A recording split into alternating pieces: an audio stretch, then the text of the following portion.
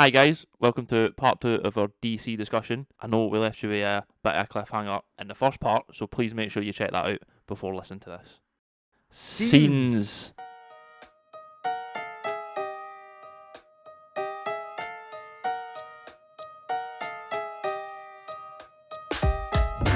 Yeah, so I'm looking at my list here, bro, Aye. and I'm saying that the next movie is Joss Whedon's Justice League. It is. I'm going to put it in F. I'm going to put that in F. Now, this film can't be spoke about without speaking about external factors. Yeah, this is the ultimate of, like, the executive meddling, I guess. Aye. But this one's story to me is very difficult to talk about. How so, Ewan? Well, so, obviously, like, they probably would have fucked with it regardless because Right, they knew how they like that. Aye. But Zach had to leave this Yes. because was his daughter killed herself, did she Yes. not? Aye. Which is absolutely heartbreaking. Aye. Fair enough, the guy, whatever I think about it in the movie, that's nobody should have to deal with that. Aye. So then I'm like, so how did we get from him leaving the movie to like Josh Whedon being decided on the replacement? Yeah. Who I feel like I distinctly recall him okaying it at the start. Well, I don't know if he maybe kind of had to okay it. I think it's a bit of that because, like, anything can happen in life. So I think, and I get like corporate overlords, they've got deadlines to meet, they've Yeah. got things they need to do on time, on a schedule. So a bit of that has to be taken into account. But But for that, this is basically they had at least a Aye. bit of this movie, definitely, and they were like when they greenlit the Snyder Cut, he didn't have to reshoot a lot. exactly, aye, And have you seen the Snyder Cut? It's a long film. It could be 2 films, exactly. probably. So we probably had enough for one, and maybe you had to delay it a month for him to come back to the editing room or something later on. You could have done that. So I think it was wrong of them to put forward someone else, and I think he probably had to just say okay Yeah. in the end. That does We'll seem never likely. know probably, but I think it would his hand would have been forced maybe Mhm. to do that. I would love a postmortem on this one day, like a proper. At some point the NDA will run out, and we Mhm. will have the actors. Well, I think Tell-all. the actors definitely. Well, some of the Like, I actors think, already. Like Cyborg's going to kick off. Ray Fisher's kicking off. fucking Yeah, every Ray moment, Fisher every is day. kicking off. Walter Hamada will speak his truth one day. Jim Lee, was he involved? I don't know. Do we not hate Walter Hamada? Probably. Jeff Johns, just write comics, I bro. hate him too. Just can you leave the movies I'm sick one of him a time? wee bit. They'll probably speak about it at some point. Definitely. David S. Goyer, done some good work. Oh, David S. Goyer. Done some good work. Obviously not of Rise of Skywalker fame. Yeah, but he also done Man of Steel. So, like, There's the Batman vs Superman. I know. He done some good, I think. Bro, But yeah, like, so clearly what they did was like, okay, we got to keep making the movie. It's a shame what happened to Zach, but Aye. like, we're going to keep making the movie. so who do we call? Oh, wait, the Avengers I was guy. gonna say, we want to do an Avengers. Why don't we just Aye. call the Avengers guy? Literally. And the Avengers guy happens to we like even after like as early as after Avengers 1, after Avengers 2 even, because I think we were still fine on Age of Ultron, but by the time Age Definitely. of Ultron's passed, we kind of realised Joss Whedon sucks ass. I think it's after this, bro. What, that we realise he sucks ass? Aye. Like, No, I think it's after this that all the stuff comes out, like, he hates, Well, he beats women aye. or shit like that. At this point, I think we were more just like, Which is mad, like, because, like, Buffy's, like, super feminine and, like, super Buffy's, feminist. like, great. Although it's funny because Buffy's like great in a feminist way, but there's also like there's some other terrible stereotypes in Buffy. There's other like Right. terrible things that they did. Is that, like, a product of the 90s, though? Well, considering what we know about what Joss Whedon personally Probably feels, not. Probably not. probably not. It's probably you could just get his away with own- it. We didn't know the Maybe. things he's done and said. Maybe. And like, I mean, I don't know. Avengers 1 and Avengers 2 are good. It's I really and like I them. think when they got to Justice League, there was an initial concern because it's like, oh, he's the Avengers guy. But then a lot of people would be like, oh, but like, this is not the Avengers, this is Justice League. Yeah. And we already have like these like films, and do we really want them to As be a like basis, become yeah. like quippy? Like, even Aye. if we would have liked them to have been like that, is the move now to hard pivot left into that? Aye. And they just did With not even his film. with not even his film. He just took Zack Snyder's like remains, filmed a bunch of new scenes where, again, we found out after the fact he apparently had He like didn't all care. of the actors in shock collars Who and was cared? whipping them behind the scenes Yes. to film Because these you will do this. embarrassingly written, just tragically unfunny, Yeah. tragically like narrative void scenes, and like he then just Frankenstein a movie together Just put it on a big green screen. and put it on a big green screen, and it just Sucked. did not work on any level. Yeah. I don't remember liking a single part of this entire movie. I like some of the costumes. I like Batman's costume. I like Batman's costume. I like the Batmobile. I like the Batmobile. I like Aquaman running about. Aquaman was there. He was about. I like some of the costumes. They're cool. The only stuff I can think of that I like about it, other than like little markers like that, are actually in respect from the Snyder Cut. I'm like, Cyborg was quite good. And I'm like, he's only good in the Snyder Cut. Because he's actually a character in that. Yeah, because he actually has things to do. Like, these characters don't have things to do. They don't have arcs. They're just there, and everybody jokes all the time. And sometimes I can accept it, but like, the crux of this versus the Snyder Cut, which we might even go more when we get there, or we might not have a lot to say because we can hit the beats here. But the point is, when I watch the Snyder Cut, I'm like, this is like annoying to me because it's Zack Snyder's holier than writing. But it is internally consistent with what's come before. With what's come before and what it's currently doing. Yeah, what it's trying to say. And while I don't necessarily like what I'm seeing personally, it's at least something. Like, the scenes work, together. Dialogue flows, characters interact. Like, it feels like there's an essence of a plot to follow. It feels like a world that is actually working and like things are happening. Yes. Whereas this movie is like a fever dream because just every character is just different. And they just do not act the same. And then the characters get rapidly introduced as badly as they do in Batman vs Superman, where they're a bit like Cyborg, he's just here, he's a bit weird. But Aquaman, he's here, like, oh, you're not Trish. Like, Barry Allen's here, he's a bit of a weirdo. That was the one where it's like, they didn't even really change that in the Snyder Cut because it wasn't that bad. It's just like, because they didn't really do anything with it. They didn't really do anything with any of them. None of these characters really, I feel like, go through much other than Batman basically going like, like, bro, we need Superman. We need Superman back. I kind of liked him at the end, and then he comes back. He's like, all right. Cool. That's it. We brought him back. Sick, bro. He's got the costume again. Superman comes back immediately, which is like, don't even, bad enough that you were going to blow a fucking death in Return of Superman in the second movie. You blow your Return of Superman in the fucking next movie that it could possibly happen in. And it wasn't even hidden. There was no, I don't remember for a single moment of the concept of this movie's existence that Superman wasn't going to get resurrected. No, because like it's teased at the end of BVS. Literally. Like, dirt moves, bro. Dirt moves, bro. Which, in retrospect, what does that even mean? Who fuck, bro, is power? But like, I don't know. Oh God, I don't even know. I think Joss Whedon could have done a good Justice League movie. Yeah, I think man probably has it in him. Possibly. But he's got a bad strike against his name because of this. He's got a Yeah. bad strike against his name because of himself. Yeah. And unfortunately, it's just what we got was not salvageable in any way. No. Unless you just gave us Zack Snyder's version in the first place. I was going to say it was a complete. Do you think slap this job. is something I thought about sometimes? Is if they just gave us Zack Snyder's version, it might have lasted a bit longer. Yeah, probably. Because Zack Snyder does have like a build up of a fan base for one who have always been there. And you know, the Snyder Cut, like, okay, sorry, I saw Henry Cavill and I'm like, what? I think, yeah, I agree with you. No, I don't agree with you. Sorry, not that, I'm going to take that again.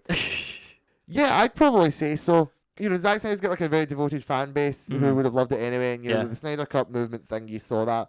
Which, for the record, we won't really talk about it a whole lot here, maybe. I just want to quickly say, that whole movement was kind of fucked to me, though. Because Zack Snyder, like, sort of popped back up. Like, kind of really out of nowhere after, like, years the whole later. tragedy. And, like, by the way, fuck this movie. Here's what my mum would look like. And I don't really think he handled it in the most sort of safe way because he sort of just kept drumming up angry fanboys who would flee every corner of the internet and like throw their poo at a wall. It did obviously win at the end, but I just I'm really annoyed that like we basically we didn't cave to any good reasons. We caved because a bunch of white men were really angry about it online. I kind of wish we'd have said cave to the fact that for God's sake this movie was terrible and we should respect Zack's artistic vision, especially in the face of a terrible tragedy. I just want to get that. I think you're probably right there. Like I like the people in the movement specifically. There's been a lot. Like, I'm not talking about. I think Zack maybe could have handled it better, but I don't know how. Like obviously he's not responsible for their actions. Exactly, that's it. Like I don't really like how he handled it per se, but at the end of the day, he didn't tell them to go out and do what they did. And these people were just aggressive and verbally sort of. I say verbally violent because also they went on like physically coming out and fist fighting me. But like, you talk to them and they're like incorrigible idiots and arseholes, and they're just like the worst to talk to, and like everybody who disagrees with them is a nightmare. I'm happy for any director to get their day in the sun with like, this is my version, this is my final edit, this is my vision for how it would have been. But yeah, sorry, I kind of went off a smidge there. Just literally, yeah, if like we kind of had like Zack Snyder's version from the start, you know, a lot of people would be more forced to respond to that, I think, because, you know, you're kind of, Suicide Squad is kind of pushing against the bounds a wee bit, But if you end up giving us like that Zack Snyder one, like it's going to be hard to really justify making stuff that really flies against that, because you've now had the full Justice League. Aye. So at that point, Warner Bros. are going to have to put up, like, not up or shut up. Like, they're going to have to figure out, like, if they don't like this anymore, they've had a full Justice League, so just either can it completely, or just allow it to go for there. Aye, it's a interesting what if story, as if we'd ever got that. No, I know it really would. Again, like, it's, for all of my gripes, it really would have been fascinating to see. Yeah, like that story pan out. Aye, really fascinating time. Yeah, I mean, it's also an ugly movie again, like Man of Steel and Batman vs Superman. It's I would say again is more. We're just changing it halfway through, because Joss obviously wants it to be more colourful. Yeah, which is exactly. quite evident. This is the one that's like obnoxiously like fucked in the colour grade and that. Like when you get to like the Snyder cut, it's like more consistent. Yeah, it's a style I like. I don't necessarily like it, but at least it's like, okay, it's like that visionary thing through those other movies. This one's just like obnoxiously like saturated and out of whack. Yeah, Russia's red. The sky is red. Bro, Russia's just like, we're in Chernobyl. Let's go. Speaking of Russia, Steppenwolf's in this movie. You know the boy. There's a grey man. There is a grey man. He's upset. Man's looking for the mother boxes. And and do you know what? See, man's get boom tubes. I hate this in both movies. I hate Steppenwolf and I hate the dark side thing in both movies. Damn. But this movie was like so much like yeah, shit's gonna get worse. And I'm like, oh bro, but this movie's like so bad that you had the audacity to be like, oh man, see next time. Oh, he's coming down. And I'm like, ugh.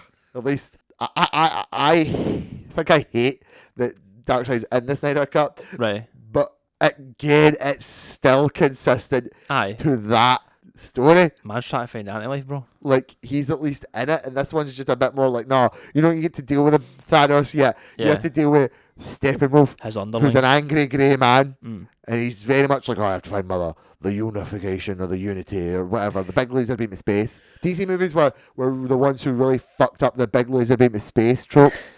Because, like, you had a couple of, like, Marvel had one or two, like Age of Ultron, but, like, Man of Steel, fucking Suicide Squad, and Justice League are all just like, there's a big laser in space at the end. Bro, we're lasering. Bro, we're shooting a big fucking laser into space. It's like Ego. Bro, Ego. Like Kurt Russell? Yeah, the planet. Ooh, big planet boy. Ooh. What was that noise? Is that your planet noise? That's what planet noise. That's what it makes. That's the noise it makes. But yeah, just an outstanding failure of every facet. Yes. There's nothing redeemable. Not really. Truly, nah. the low point. I'm looking. It doesn't get worse than that. I was gonna say, I'm looking at my fucking the shelf life here, and other than my own personal opinion about the Flash, like, I don't even know if the Flash is worse than Justice League. It's definitely not, Ian. I mean, you would think, but after that, I have fucking Aquaman. Bro, Aquaman is a W. Aquaman's quite good. It's going straight B. It's actually going above BVS, I think. Okay. In B. I'm gonna. It is going above it. I can't put it in there, but it is going above it, right? I'm gonna put it in A above Wonder Woman. Fair. Even though I really like Wonder Woman, I think there's I forget about a lot more of Wonder Woman than I would like to remember. Okay. Whereas with Aquaman, I remember a lot more. Because it was just such a wild ride, man. Well, I think it's such a Wonder Woman's a period piece, so you kind of know what you're getting, which I like. Okay. But Aquaman was a realization of a Atlantis is out here. Yeah, like James Wan was like off his fucking tits on mushrooms. And he was like, bro, fucking look at that shit. You know, I think it works a lot better than like Talocan in Black Panther 2. Okay. I think they do like the underwater stuff better. And I don't think they spend a lot of time in Wakanda Forever. Well, yeah, I guess that's maybe it. Like Wakanda Forever, like they want to get one solid scene to establish what's going on there culturally, and then they want them out the water. It's all back to Namor basically. Whereas Aquaman's pretty much all in the sea, which I like, and it's world building and that. Aye. So I think it's not as much a comparison. I get where you're coming from though. Because I do think that ultimately this version of that is wild, and they have all these different like kingdoms and they certainly different commit races and that. They really do commit to it. Like the full like fight is the like epic final battle is just underwater. Pretty much, or and like you wouldn't really expect it to be over the water. Like all the people go to the surface of the water. And it's not like they're on the land. It's just in the water and about the water. And like I just didn't think that would happen, but they just do it, and it looks good. Like it's that kind of like Shape of Water does it, where they film it on a soundstage and they do like lights to like imitate how light going through water would look, and that's what makes it look watery. I don't know if that's what they do it must be because they're not obviously underwater the whole time. Duh. No, of course. But they make the hair kind of flowy. They speak kind of echoey, and I think it's like really, it's like an interesting way to do it. Right, yeah, no, I do agree with that. It does end up looking quite nice as a result, and it's another really good movie. Yeah, with like a really like interesting through line. I kind of like the journey. It's not as maybe emotional as Wonder Woman, but it's just a very Aquaman's like character situation. Like you get him very easily. He's very much just like, I'm a bit of a layabout and I'm just gonna fight shit. I'm just kind of doing my own thing here. I don't really want to be the king. I'm just kind of exploring my heritage and seeing what I can do. Exactly, and then they sort of just delve more into that, and it ends with like, yeah, I'm just gonna be the king, and I'm like, yeah, very bog standard, not as deeply emotional, but very, again, it's a very basic and understandable thing. Yeah, it's propped up quite well by the villains. Man, big Ocean Master. Ocean Master. I came out of this movie and I thought, fuck, I love Ocean Master now. Patrick Wilson's like exceptionally good in Patrick Wilson's always good. Which, yeah, that's probably just Patrick reliable Wilson. Man. He's so snooty. He's so uptight. He's so devious. He's just a delight of a villain. And the fact he's like biologically related to Aquaman, and yeah, he's got his opinions about how he wants to rule and his threat to the surface world, and what that means to Aquaman as like a surface dweller himself halfway. Yeah, I'm like, that's great. And then a lot of people will probably agree when like Black Manta in this movie and even in Aquaman 2 is like a very great distillation of a villain. He's a very great adaptation. Right, he looks great. Oh yeah, the suit's spot on. Second suit's spot on. Yeah, the second suit's literally like fucking 100%. Just straight up, you can't get any more close to that. Literally, yeah. But like, he also just is like great in terms of like very just simple, basic like Aquaman kill my dad, or I'm gonna kill him. I'm fucking hate him. I hate the bastard. I'm fucking. No, I'm not even just a practicing hater. I'm a fucking accredited like doctorate PhD in hating this guy. I've got like money in order to kill this Literally, guy. He's like, I'm gonna get money, kill Aquaman with it. Sorted. Like, you put a knife, man. Gonna go try kill Aquaman with it. Like, you don't need much more than that, to be honest. Pretty much.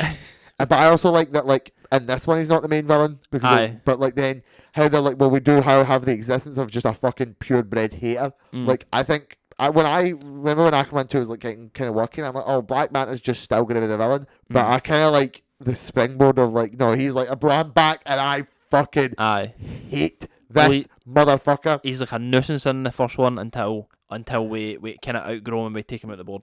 He's like constantly like, I hate you, like, I beat your shit. And he's like, right, well, I'm coming back and I'm fucking no shit now. Because like the main thrust is like the trencher about. Oh my god, you have just appeared here, Arthur. Do you know what you should do? You should go and get the trident. You should go and get the boy. Bro. Atlan's trident. Go and find your maw in the fucking Savage Land or whatever. She was just in like the Savage Land, didn't she? Literally, bro. You want to talk about Aquaman and the Lost Kingdom? Bro, the Savage Land's just like over there. Again, man, look twice. Like, what the fuck? Bro, there's like 6 2 Lost Savage Kingdoms, Land. bro. There's 3 Lost Kingdoms, technically, if you want to count the Savage Land for the second one, although that was man-made, so... I guess. 2 Lost Kingdoms, Aquaman 2. Bro. Shouldn't be called Aquaman and the Lost Kingdom, it should be called Aquaman and the Lost Kingdom 2. Bro. There's loads of room in that ocean. I don't know. Oh, it's it's space. It's speak about like colour palettes. It's a very colourful film. Yeah, this is like everything that these movies up to now haven't been for me.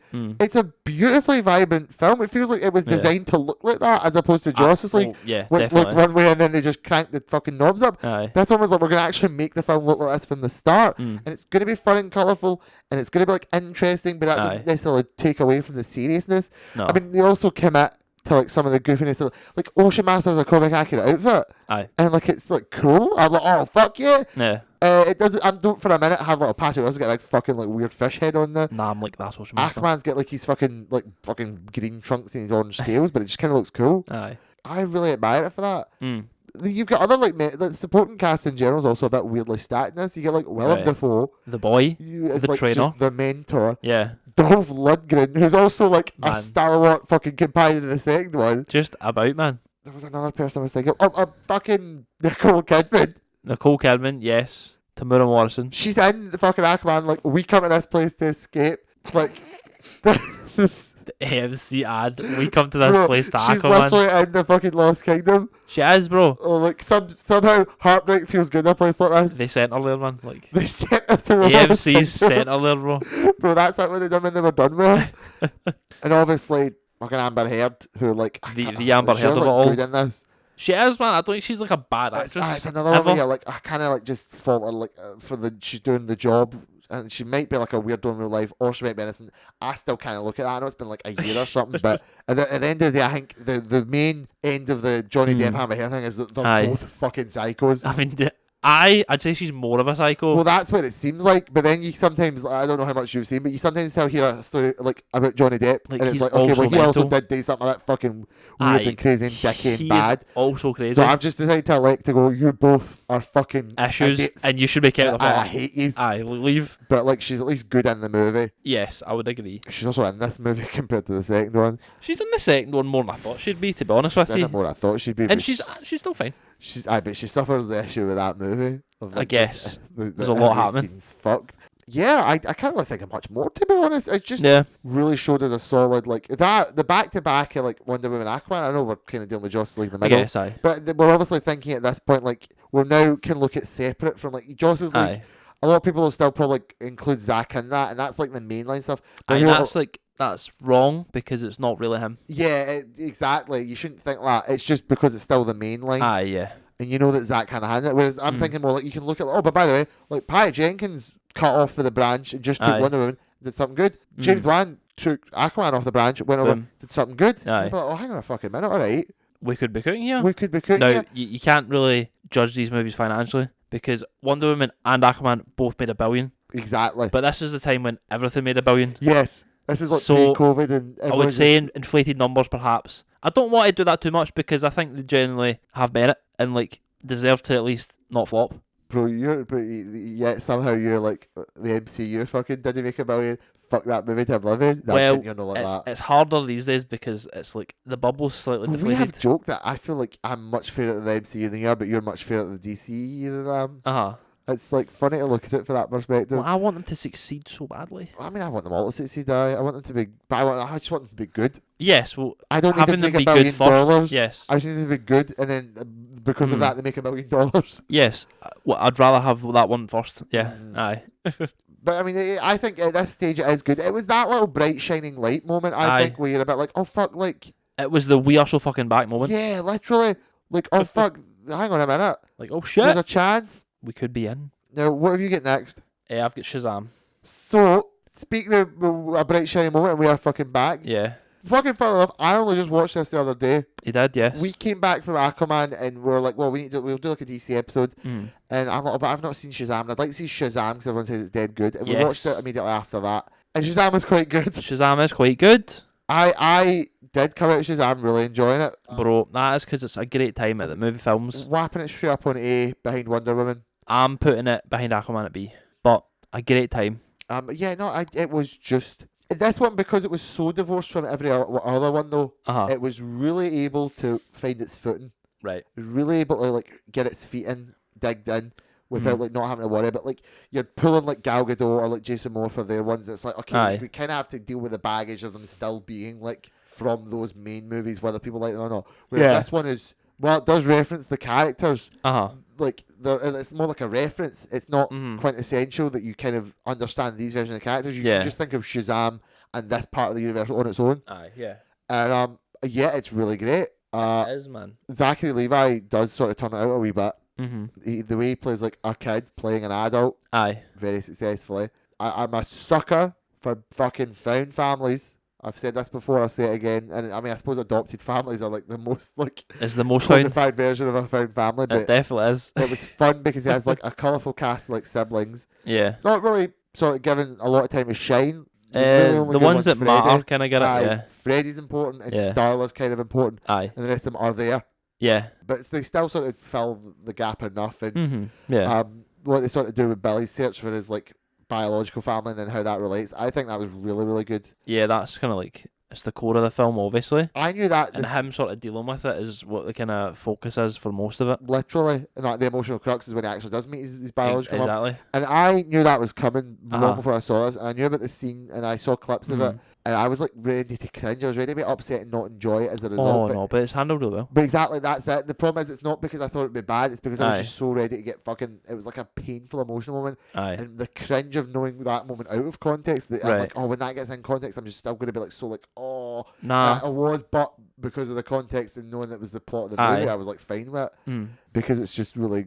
It's really handled well, but like it's really like It's Sucks. Sucks, bro. It does suck. It sucks for Billy. Billy handles it quite well. But he handles it quite well. It's a really great moment for Billy. Yeah. Mark Strong is the fucking villain. The Mark Strong. Which is like fucking insane. If you need a villain, phone Mark Strong. Like, don't worry about Pretty it. much. He'll be fine. Although when I think of Mark Strong, I think of Kingsman. Nah, I think he's Sherlock Holmes. I suppose Game of Shadows. Was Game of Shadows on his Moriarty or? No, first one, he's not Moriarty. Who's Moriarty? Is it not fucking Harry Potter? Daniel Radcliffe? Aye. No, wait, no. Mad Eye Moody? I'm sure it is Mad Eye Moody. Jared Harris. Is that not Mad Eye Moody? Yeah, he plays Lane Price in Mad Men. That's Mad Eye Moody? Is it no, not? It's not. Mad Eye Moody's well, he's not Jared Harris, but like. Right. Well, I mean, I don't know why I say the Mad Men guy because I didn't know if you would know who that was. I appreciate that. I wouldn't know who that is. But that guy, aye, he's Moriarty. Bro, Mad Eye Moody's like Brendan Gleeson. Oh, that's it. Aye, sorry. Aye, sorry, I couldn't remember it as well. Fuck, what were we talking about? Mark Strong. Mark Strong. Right, yep. Great villain. Fantastic, yeah. Great time, man. Just completely like believable motives. Honestly, he kind of has the fault of like, well, no, I wouldn't even say his fault. So he has like a starting thing of like fucking my family are villains, and they are just villains. It's actually worse. Who plays his dad? Who plays his dad? Aye, it's not Kevin Conroy, right? Looks a lot like Kevin Glover. Conroy. Is it? No, not Danny Glover.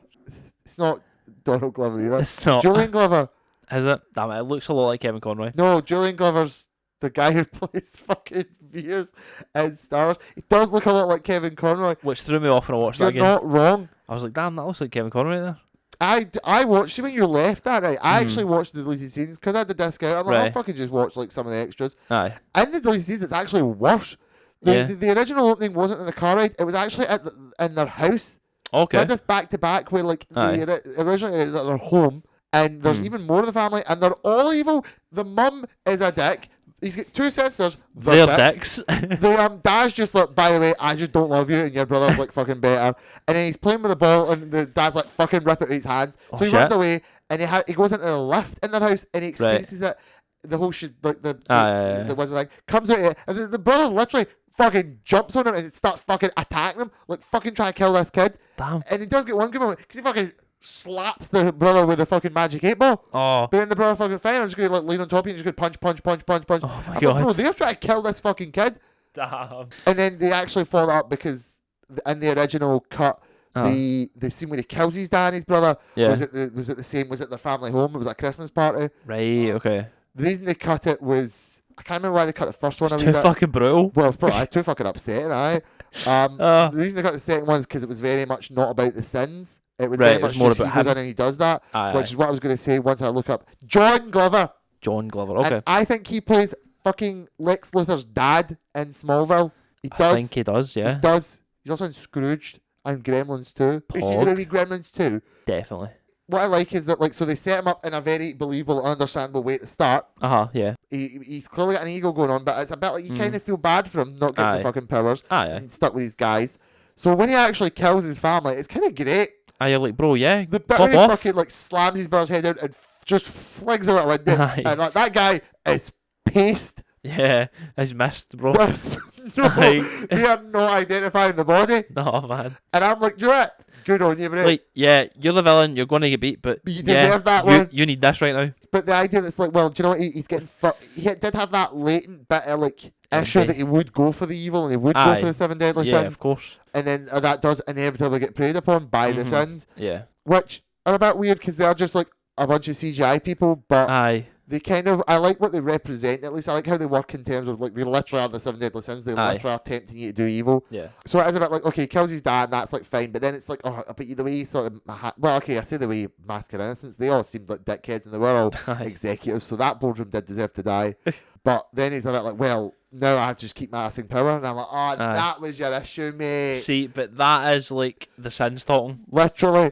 But it's also like perfect villain of like, oh, but I got enough power to do what I wanted. I'll just keep going. I'll just get a bit there. And I'm like, oh, you didn't. There's someone more powerful. Kill them, mate. I need to be most powerful now. Literally. I'm like, bro, you already like liquefied your brother. But and, like, then it's also layered on top of that because he wants to think he was denied. Yes, so that's like, completely fair. I also want ego, that. His ego, I suppose. So it's even more believable then. Like, give me the wizard shit. That's why it was actually really good. I don't know why I thought it was only going to be like one note. Like one note and like mid, the good range of mid. Aye. But he's actually like, I'd say he's like literally like very high tier. Aye. For like comic book movies in general. Because he's got such a believable like situation. He's like fun. Mark Strong, like he plays him with such a complete like, I refuse to fucking engage in any of this tomfoolery. Like, you're a kid, but fuck you, bro. I'm gonna. I know you're a kid. I'm just gonna punch you harder as a result. Like, literally. Oh, so he's great. You haven't worked at this flying thing yet. That's an issue for you, bro. It's fucking stupid, bro. It's a problem. Issue, mate. Literally. Sort it out. Like, Shazam's great. The banter he has with Freddy is like really fun. The montage obviously with his powers like iconic. Like, I love it. Freddy is a bit overbearing for me. Really? Like, it just gets to me a bit. Maybe it's because it's like the second or third time I'd watched it. So I was like, Freddy, man, I get it, but like, come on. Yeah, he's a bit overbearing, like some of the superhero shit. I guess I'm fine with it because it kind of goes a long way to explain why he is like a weirdo social outcast. Aye. He's like disabled, but like... And how he's like the best man in the chair of all time. Yeah, that too. It's like, I kind of imagine when I was first watching this a wee bit, I was a bit like, it's kind of fucked up that people don't really care that a disabled kid get like as bullied as possible. I'm not saying he deserves it, but the fact that he's just a fucking weirdo and he's got no self-awareness and it's like kind of impossible to talk to him. He's like uber self-aware. Well, he is, but like still, he doesn't seek to to his change detriment. the problem. Like, he knows it's an issue, but he just keeps saying it. He might be like super self-aware, but he's still like, I fucking just keep going. So I kind of I imagine this school, like he's been there for like a couple of years and they're like, bro, I'm sick of this guy. Like, I don't give a fuck that he's disabled. Like, that's why people will watch when he gets hit by a car. Because they just don't care. I will say it's still ludicrous. That's the one bit of this movie I don't even begin to jive with. It's like these two guys just hit a fucking disabled kid with their car. Man, it makes you wonder, how did he become disabled in the first place? Exactly, bro. They probably fucking did it. And the rest of the school watched it. Like, man, that was a bit of dicky thing to do. Crippled a kid. Probably should have done that. That's the thing. You've got like, nobody fucking steps in. A disabled kid gets hit with a car, and the school's like, those bullies, man. I can't stand this. Literally. You're a disabled kid with your car? Bro, they lost it. We'll just fucking beat him to death.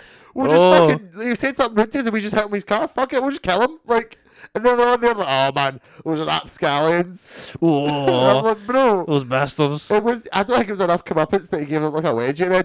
I think you should have just like literally threw them at like fucking into one of the sins. Like we should have just let them fall off it. You're a pain in the arse. I'll give you a tweet though. Like, take these turtles before you go. Here you go, man, come on. He should have got liquefied like they did to Savannah's brother. Aye, those guys were assholes, man. Bro, but I mean, it's still, I kind of get it. I do get where you're coming from though, where he is a bit great. And there is some moments where I'm watching him, and I'm a bit like, oh, Freddie, man, like, shut up. Like, stop. Like, I kind of felt like I was supposed to feel like that. Aye, probably, yeah. It's definitely part of his, like, charm. It's by sort of works with him getting the powers, and it's sort of like when you see him with powers, and he feels like, oh, and he's like, I'm actualized. That's oh my exactly god. it. Like, I am now the hero. I'm him. Fair enough. Oh, he's literally him. It's like, yeah, do you know what? Fair enough, Freddie. Good on you. Yeah. It's weird that they did the Shazam family in the first one, but you said it's like kind of mad they just went for that straight away. I would think so, but then I guess I never really fully conceived, like, it is like a family movie. It's about the family. Aye. So they might as well just deploy that there. Yeah. So I'm not even that bad with it. Shazam 2, it kind of goes all over the joint as far as I've heard, but I guess I've not seen it. It's probably good. Jokes. We'll get there, but like, I think we'll say surface level, but like, I don't even. That's like a grey movie. We lost it. A porridge movie. We that's lost like it, man. What's the point of that? Aye. But no, I'm really glad I did watch this one. I thought it was thoroughly enjoyable. I agree, man. It's a good time. Andy Samberg is really good at. Is it Andy Samberg? I've seen the actor. Andy Samberg. He's not in this film yet. Well, no, but the name. What's the name of the director? This guy did Annabelle. Oh, I don't know. No. I don't know that. Got him, bitch. Got me. Maybe Andy Samberg. I think it is, but Shazam. No, Andy Samberg's the Brooklyn 99 guy. Yes, and it's not him. David F. Sandberg. David F. Sandberg. Yes. I think he's got a really interesting like directorial lean, considering he's a horror guy. I guess. I don't know. Yeah. He seemed to shoot things in a very fun and playful enough way. I'm not saying it's like Amblin, right? But it's got the sort of the. It felt like a movie that was from a slightly older time than it was in the best possible way. Okay. It felt like a movie that could have came out alongside like Iron Man 1. Yeah. Captain America 1 and that. Early in a good way. Yeah, literally, it really felt like it honed in the sort of the core DNA tenets of a superhero movie in the best way. Yeah. But I'm really grateful for that. And somehow it avoided feeling generic. It really played to its strengths, so it avoided feeling like repetitive. It's unique enough. Yeah, I think it was top. Where did I put that? You put it in S. Jokes. You put it in A. I put it below Wonder Woman and Aquaman. Aye. I'm just going to say fuck it and put it above Aquaman, actually. I'm just changing my mind completely and I'm putting it at the top here. Damn. Okay. Fairs. Man, this won't let me, Graham. I'm sorry, there you go. I'm sorry, man. Graham, it's making me put it in S. Oh, shit, man. Yeah, I'm putting it there. Okay. Good move. Next up is a film. And the film is Birds of Prey. Oh, okay. Is that next? Ooh, Birds of Prey. Birds of Prey. I'm going to put Birds of Prey. Birds of Prey. In C. I want to say. I'm putting it in B for B birds. For birds. That's a smart move. Birds of Prey is Harley Quinn's solo venture. Yeah. Just to quickly check though. Hit me. Go. Has Margot Robbie Harley Quinn been in anything at this point other than Suicide Squad? No. Does that not seem weird to you? Because I feel like Birds of Prey is like the 5th thing she was in. No. That's weird. But yeah, I mean, Birds of Prey, or its full title, Birds of Prey and the Fantabulous Emancipation of one Harley Quinzel. Exactly. So this is about Harley Quinn breaking up with a J-man. Yeah, I doubt. Yeah, especially since the backlash. Especially since it's like Jared Leto. Since we just sacked that guy. Aye. Plus, by this point, the problem is with Harley Quinn and Joker being back in love in the movies. Like, even in the comics at this point, Harley Quinn's like not a Joker person anymore. No. Like, this is like very much like away from it. Literally, we're talking like Injustice, the comics have been kicking about, and you start to see more and more like Harley's like a cool person. Injustice, I think, was the one that really started that, weirdly enough. And then they just sort of like, why don't we like put that backwards? We either have her as a straight up good guy, or she at least separates from the Joker. And we're going into some other relationships. Like, obviously, there was that one episode of the animated series with Poison Ivy. Aye. So now you've got, like, the Harley Quinn cartoon, which is, like, fuck the Joker. It's all about Harley and Poison Ivy. Aye. So, yeah, it's about her. It's about her bringing up the J-Man. It's about her, like, what's the Harley Quinn in this DCEU look like? But it was also very much like let's tell a powerful story of emancipation, a very female-centric story. Yes. Harley Quinn gets a super team. Yeah, Harley Quinn gets a super team in this. A very good... cool super team. It's kind of, yeah. Mary Elizabeth Winstead is like a huntress who's a bit comedic because she's like super serious. She's like the only one that's serious. Literally. Excellent. Renee Montoya, who's like the hard ass cop, who's like, I've seen too much of this shit. Who's like definitely the Question at one point, right? Yes, Renee Montoya's like the Question in the comics at one point. Which like would have been cool to see, but like I guess not. Yeah, Renee Montoya's cool. Fucking that little kid. We're gonna skip her. Okay. And fucking Black Canary. Who's excellent. Is actually really good. Excellent in this. Yeah. I will really want to see her back. I really wish cool, she like looked like current Black Canary in terms of like the blonde hair and that. I'm not talking about skin colour. I'm not really weird about it. I just mean like this became the sort of. I think it was because of Arrowverse anxiety as well, because the CW kept fucking us on like doing a real proper Black Canary. Aye. So when we're going to do a Black Canary in the movies, I'm like, cool. Give me a proper Black Canary. Can I get one, please? And they were like, because she's going to look a bit different. She's not going to have like the blonde hair, and she's not going to be like attached to Green Arrow. And I'm like, oh. Well, why not? She came out, and I'm like, she still look good. This actress, Journey Smollett, I think, looks great. Does a great job. I'm like, cool. Now put her on a Green Arrow movie. Aye, please. The kid was diabolical, and I hated every single moment she was on screen. Damn, I like the kid. Well, the first thing is that she's fucking Cassandra Cain. Oh man, she's Batwoman. No. She's the Batgirl that's mute and an assassin. Oh, you know the Batgirl that has like no mouth on their batsuit? Oh, right, okay. Yeah. Damn. Yeah. So when they were like, that's Cassandra Cain, I'm like, you can suck my cock. Is that Cassandra Cain? Oh, I did. A fucking hippy dippy mouthy wee like street smart kid. Damn. Versus like fucking traumatized, emotional, deep woven character story Bat family Cassandra Cain. Like, oh shit. Absolutely not. Damn. He's not having it. Oh, I was pissed. Man was livid. I was fucking seethed. I will say Ewan McGregor's on this. Black Mask's in it. I kind of love him. He's having a good time. It's a bit funny. It's a bit weird. This is like one of those ones where man fully dies at the end. The guy gets fucking blown. That was wild. They fucking blow him up. They just kill him. They just and kill they him. don't care. Body parts everywhere, bro.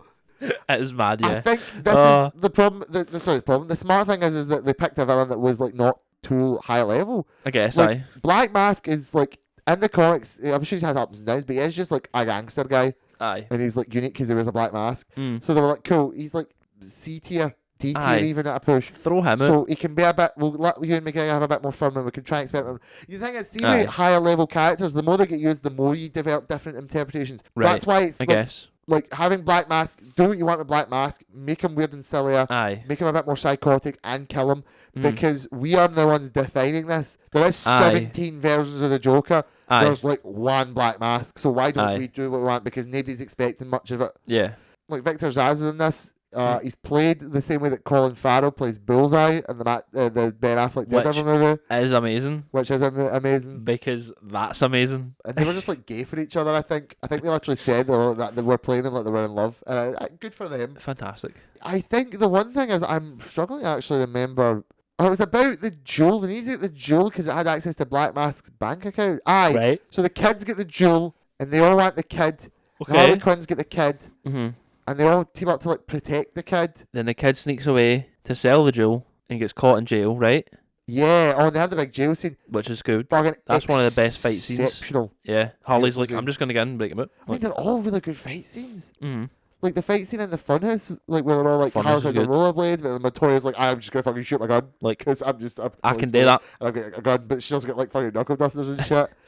Black Canary does like use her powers, like good, excellent. I mean, I don't remember what I didn't enjoy about it actually as much as others.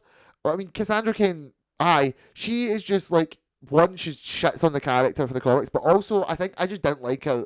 As a character, right? I think I just was annoyed by her because she was just like a shitty wee kid. Okay. But then I have a just general disdain for like character gets like a fucking kid sidekick. Right. That's just like a trope I'm sick of. Damn, man. So like I'll maybe take an L on that one for myself. I guess it's only just Solo for me because I just find it very forgettable. I mean, it's weird because I'll never remember it on a list of other ones. Aye. I wonder if that's just an awkwardness of placement. Again, we're still in the fledgling era. We've only had like an Aquaman movie, a Superman movie. Batman's not even really had a movie. We're still talking about getting a Ben Affleck Bat movie at this point. That's in hell. Well, and then we've decided we're just going to do like a kind of pseudo villain movie. We'll toss like Harley Quinn because we know she's popular. I'm like, but like give her a whole movie like the new. Like it's obvious that like if we're to get Harley Quinn in the future in the DCEU, she would not be a villain. Exactly. She would be anti-hero-esque kind of thing because that's how she is now. But and this is kind of like turning it. It's necessary to turn it. I guess, but I feel like the popularity of her anyway was doing that. Plus, to be fair, I guess, do you know what else? I suppose it's maybe a circumstance of how it ended, but nothing, like Harley Quinn and the Suicide Squad isn't really informed by this movie. No, not really. But that could be just James Gunn deciding to be James Gunn. That's true. And not really caring about I just mean a more lot. like it means that like unless we saw more of Harley, like if we had more movies, but because of the Suicide Squad, I'm a bit like, oh, well, like what really was the point? Like Birds of Prey, even though I really enjoyed it. But I mean, it was good in a lot of ways. It's another visually great movie. Beautiful, certainly more colourful. Yeah, beautifully edited in colour and like just general like vibe of the scenes. I mean, there is so many good fights. Like the whole police station sequence, from top to bottom, is exceptional. The bit with the paint, like the break in, the paint guns, and there's like working our way through the bean bags and the lock up with the coke, which does accidentally does cocaine. It was really, really great for that. I think you're right that it's just like it's weird. It's hard. It was really good, but it doesn't stack up on the line. I think they picked a really weird time and place to deploy it. Right. But then this is maybe as much a consequence of just the DC machine at the moment. Because Margot Robbie's Harley Quinn is so good and still continues to be so good that I can even understand them wanting to give her a solo movie. Aye. It's just another one where it's like, bro. Well, I think a lot of that's Margot Robbie pushing it as well. Because she realises that like that's I could do something good here. I could do something with it. I guess it's just I'm a bit like, like we got the Harley Quinn solo movie before like the Flash, which is already in development hell at this point. Aye. But yeah, I mean, I can never hate it though. I remember really enjoying it coming out of the cinema. I quite enjoyed it. Where have you got next? Next is Wonder Woman 88. 88? 88, 84. Oh. Wonder Woman 84 is an F? E? I think it's an E. I don't know. I think it's an E minus. I think for me personally, it is. The fall off is real, at least. The fall off is real. I think for now I'm going to put it in D under Batman vs Superman. Oh damn! Okay. Because this movie gets the rule. Wow. Where I can grab a bunch of the things that I You actually like really like and just shuffle them away. Okay.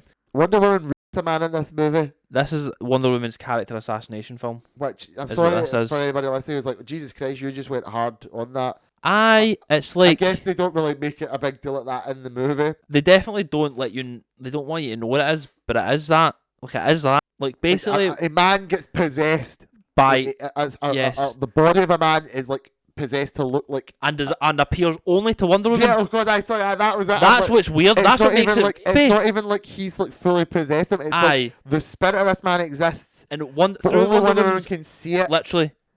He only appears as Steve to Wonder Woman. Aye. Which makes it weird and rapey. Aye, because this guy has no idea that there's like another man possessing his body. Yes. Has full sex with Wonder Woman. And at the end of the film, they have a moment and she's like, oh yeah, you're that guy I had sex with. That totally looked like Steve Trevor. And the guy has no idea who she is. Like, hello? What the fuck have I been doing for the past, like, month? Is insane. Yeah, so this movie just commits, like, character assassination. I know, it's just... To, like, one aspect. That's just so weird. I mean, the rest of it's a bit, like... A lot of people talk on and off about how Wonder Woman's a bit too, like, dreamy in this movie. Right. Now, what I really loathe about this movie is just Wonder Woman, Gal Gadot type shit, but also the plot and the core of this movie. Mm-hmm. I think I just felt it was such a dumb MacGuffin. So it was the Wish Stone, remember? Yeah. Pedro Pascal is the villain in this movie. Aye. What the fuck? He's the guy that, like, speaks to you and you, like, do what he says. Life can be good, but it can be better. Love it. Love it. Love it. Love it. Absolutely. Love everything about him in this movie. It's bizarre that he's like the villain in this movie, but I love it. He's like, I want to get the stone that grants wishes, and like she like gets her wish to. Yeah, aye. I mean, it's a believable wish for her. It's a believable wish. She's very wistful. She misses Steve. She wishes he was here still. Yeah, I guess she's just a bit. She can't fall in love ever again. But there's a bit too much. Like it's very romantic. Which I mean, people maybe. Is she on the phone to Batman at one point? I think, yeah, I'm pretty sure. No, because like this movie takes place in '84. Or there's not like a. When does she get the picture? I don't know. Because Batman will give her the picture. Aye. When's that? I don't know, bro. Is it the end of this movie? I thought it was the end of the first one. Or no, he gives her the picture at fucking Justice League. That could be it, bro. Or something. Maybe. When they're interacting. I don't know. I maybe need to rewatch it, to be fair. I remember just Wonder Woman being a bit like awkward and weird in this one in comparison. Right. Other than the big thing. Uh-huh. I think, does she also not like knowingly do it? I'm pretty sure she sort of like realizes it's not like Steve. Yeah, well but she obviously not Steve. Aye. But she's like, fuck it. Cool. Bro, she doesn't question it at all. I feel like Wonder was a bit too noble for that. To not question it at all. She just sort of ends up going like, do you know what? Fuck it. Like, I feel like Wonder Woman as a character would be like, what's this hokey bullshit? I know this is wrong. I literally come for like, I am the fucking magic woman. What's this fucking wizardry? Who is the villain responsible? I will end the reign of terror. Literally. What is happening? I fucking remember hating the Wish Stone. I remember it just being such a stupid MacGuffin. The Max Lord, like the finale of this movie's on like an island and he's like fucking shooting wishes out. And he's like, you're doing too many wishes. What does she do? She just sort of sits there and like absorbs the wish, I guess. She's like stop wishing. We no more wishes. I'm gonna quickly Google this. I don't know. Cannot fucking recall. I might put this in E, actually. It's a film, man. Because I love the aesthetics. Yep, it's very colourful. Perfect 80s representation. That fucking trailer where the remix of New Order, right? With Blue Monday. She gets a pog wingsuit. She got a fucking pogged up wingsuit and it's like straight for the comics. It's kind of pog. She's fighting a cheetah lady. Kristen Wiig's in this as the cheetah. As the cheetah. She was like alright. I think the actual cheetah design looks weird, but I wonder how real. Now in hindsight, I'm like, how could they really have made it look alright? Not weird. Aye. It says he's dying because of the wishes, so it start granting wishes. Things just get crazy because like they wish for more nukes. Diana confronts Max to use her lasso of truth to communicate with the world through him, persuading everyone to renounce their wish. She then shows him visions of his unhappy childhood and of his son Alistair, who's frantically searching for his father amid the chaos. Realizing the error of his ways, Max renounces his wish and reunites with Alistair, simultaneously renouncing everyone else's wishes and turning Barbara back to normal. What? Don't know, bro. Okay, I get that at the start where he gets to the dream so because he wants to turn himself around. But then he just like starts granting more wishes, and it's like no one stop having any wishes. Stop. All wishes are bad. Bad boo. Wishes are bad. Stop dreaming. I'm fucking annoyed. Do you know what? The fact I can barely remember it and understand it solidify. I'm going to bump it to an E. Actually, come on, man. Higher than Suicide Squad. But like, oh my god, like Aye, this one just nah, no the one. I don't know how they missed this badly as well, because it was just the same team. It was just Patty Jenkins again. It was. Why did she go crazy? I don't fucking know, bro. She just went a bit mad. I don't know what's going on there. Oh, well, bro. Well, all right. So now we'll get the Snyder Cut. The Snyder Cut, infinitely better film in like every conceivable facet. Yeah, I would have to agree with that one. It's an A for me. Yeah. I think it's probably top A. Yeah, I think it. Yeah. I think I'm gonna have to stick to some level of conviction. I'm gonna put it in B below Birds of Prey. Okay. But I recognise.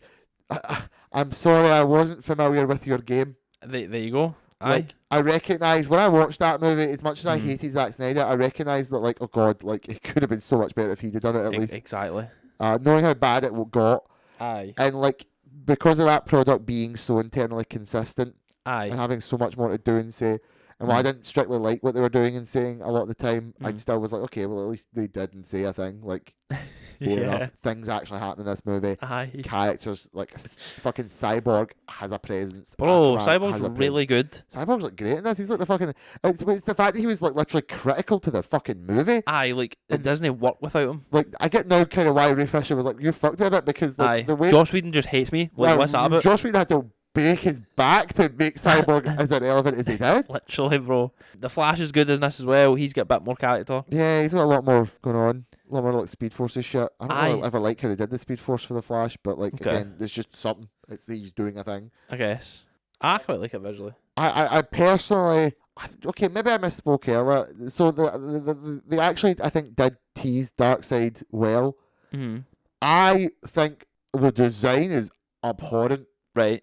Every time we see Darkseid in Apocalypse in this, given what, like, the comics and what to draw on, like that Jack Kirby, I'm not saying Jack Kirby did it specifically, but that just, like, have you ever seen, like, Apocalypse in the comics? Aye.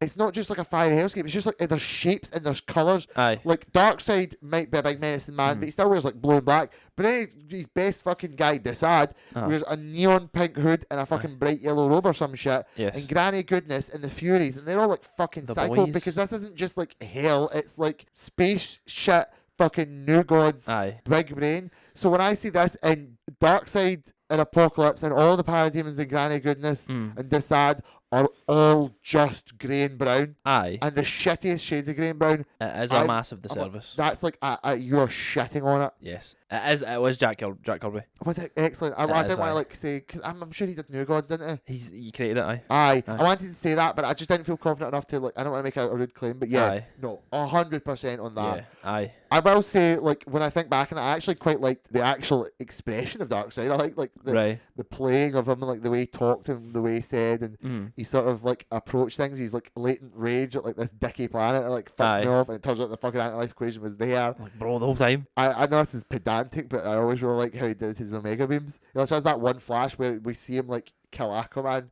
and he uses his Omega beams, and I'm like, perfect, beautiful, no notes. Love it. I don't like that he's, like, shirtless half the time, and when he puts clothes on, it's just ugly grey brown clothes, but I like that. I mean, the fucking villains have personality now. Like, Stapleton's got a thing going on. Aye. I mean, yeah, every facet of it is just improved exponentially. It is. Like, that's the notes for it. If you're going to watch the Justice League, it should be just watch this one, aye. It does probably give you more upset, though, about not getting the others, because it also still leans heavily on it. Yeah. Darkseid does come in, but also the Snyder Cut doubles down on the Nightmare stuff as well. Aye. And you see, like, where it might have been one day. So it's a bit like, it's glad we got it, but then fuck. But damn, we never really got it, because we're losing like the other ones. Aye. But that's just unfortunately the world we live in. We'll never see it to the completion.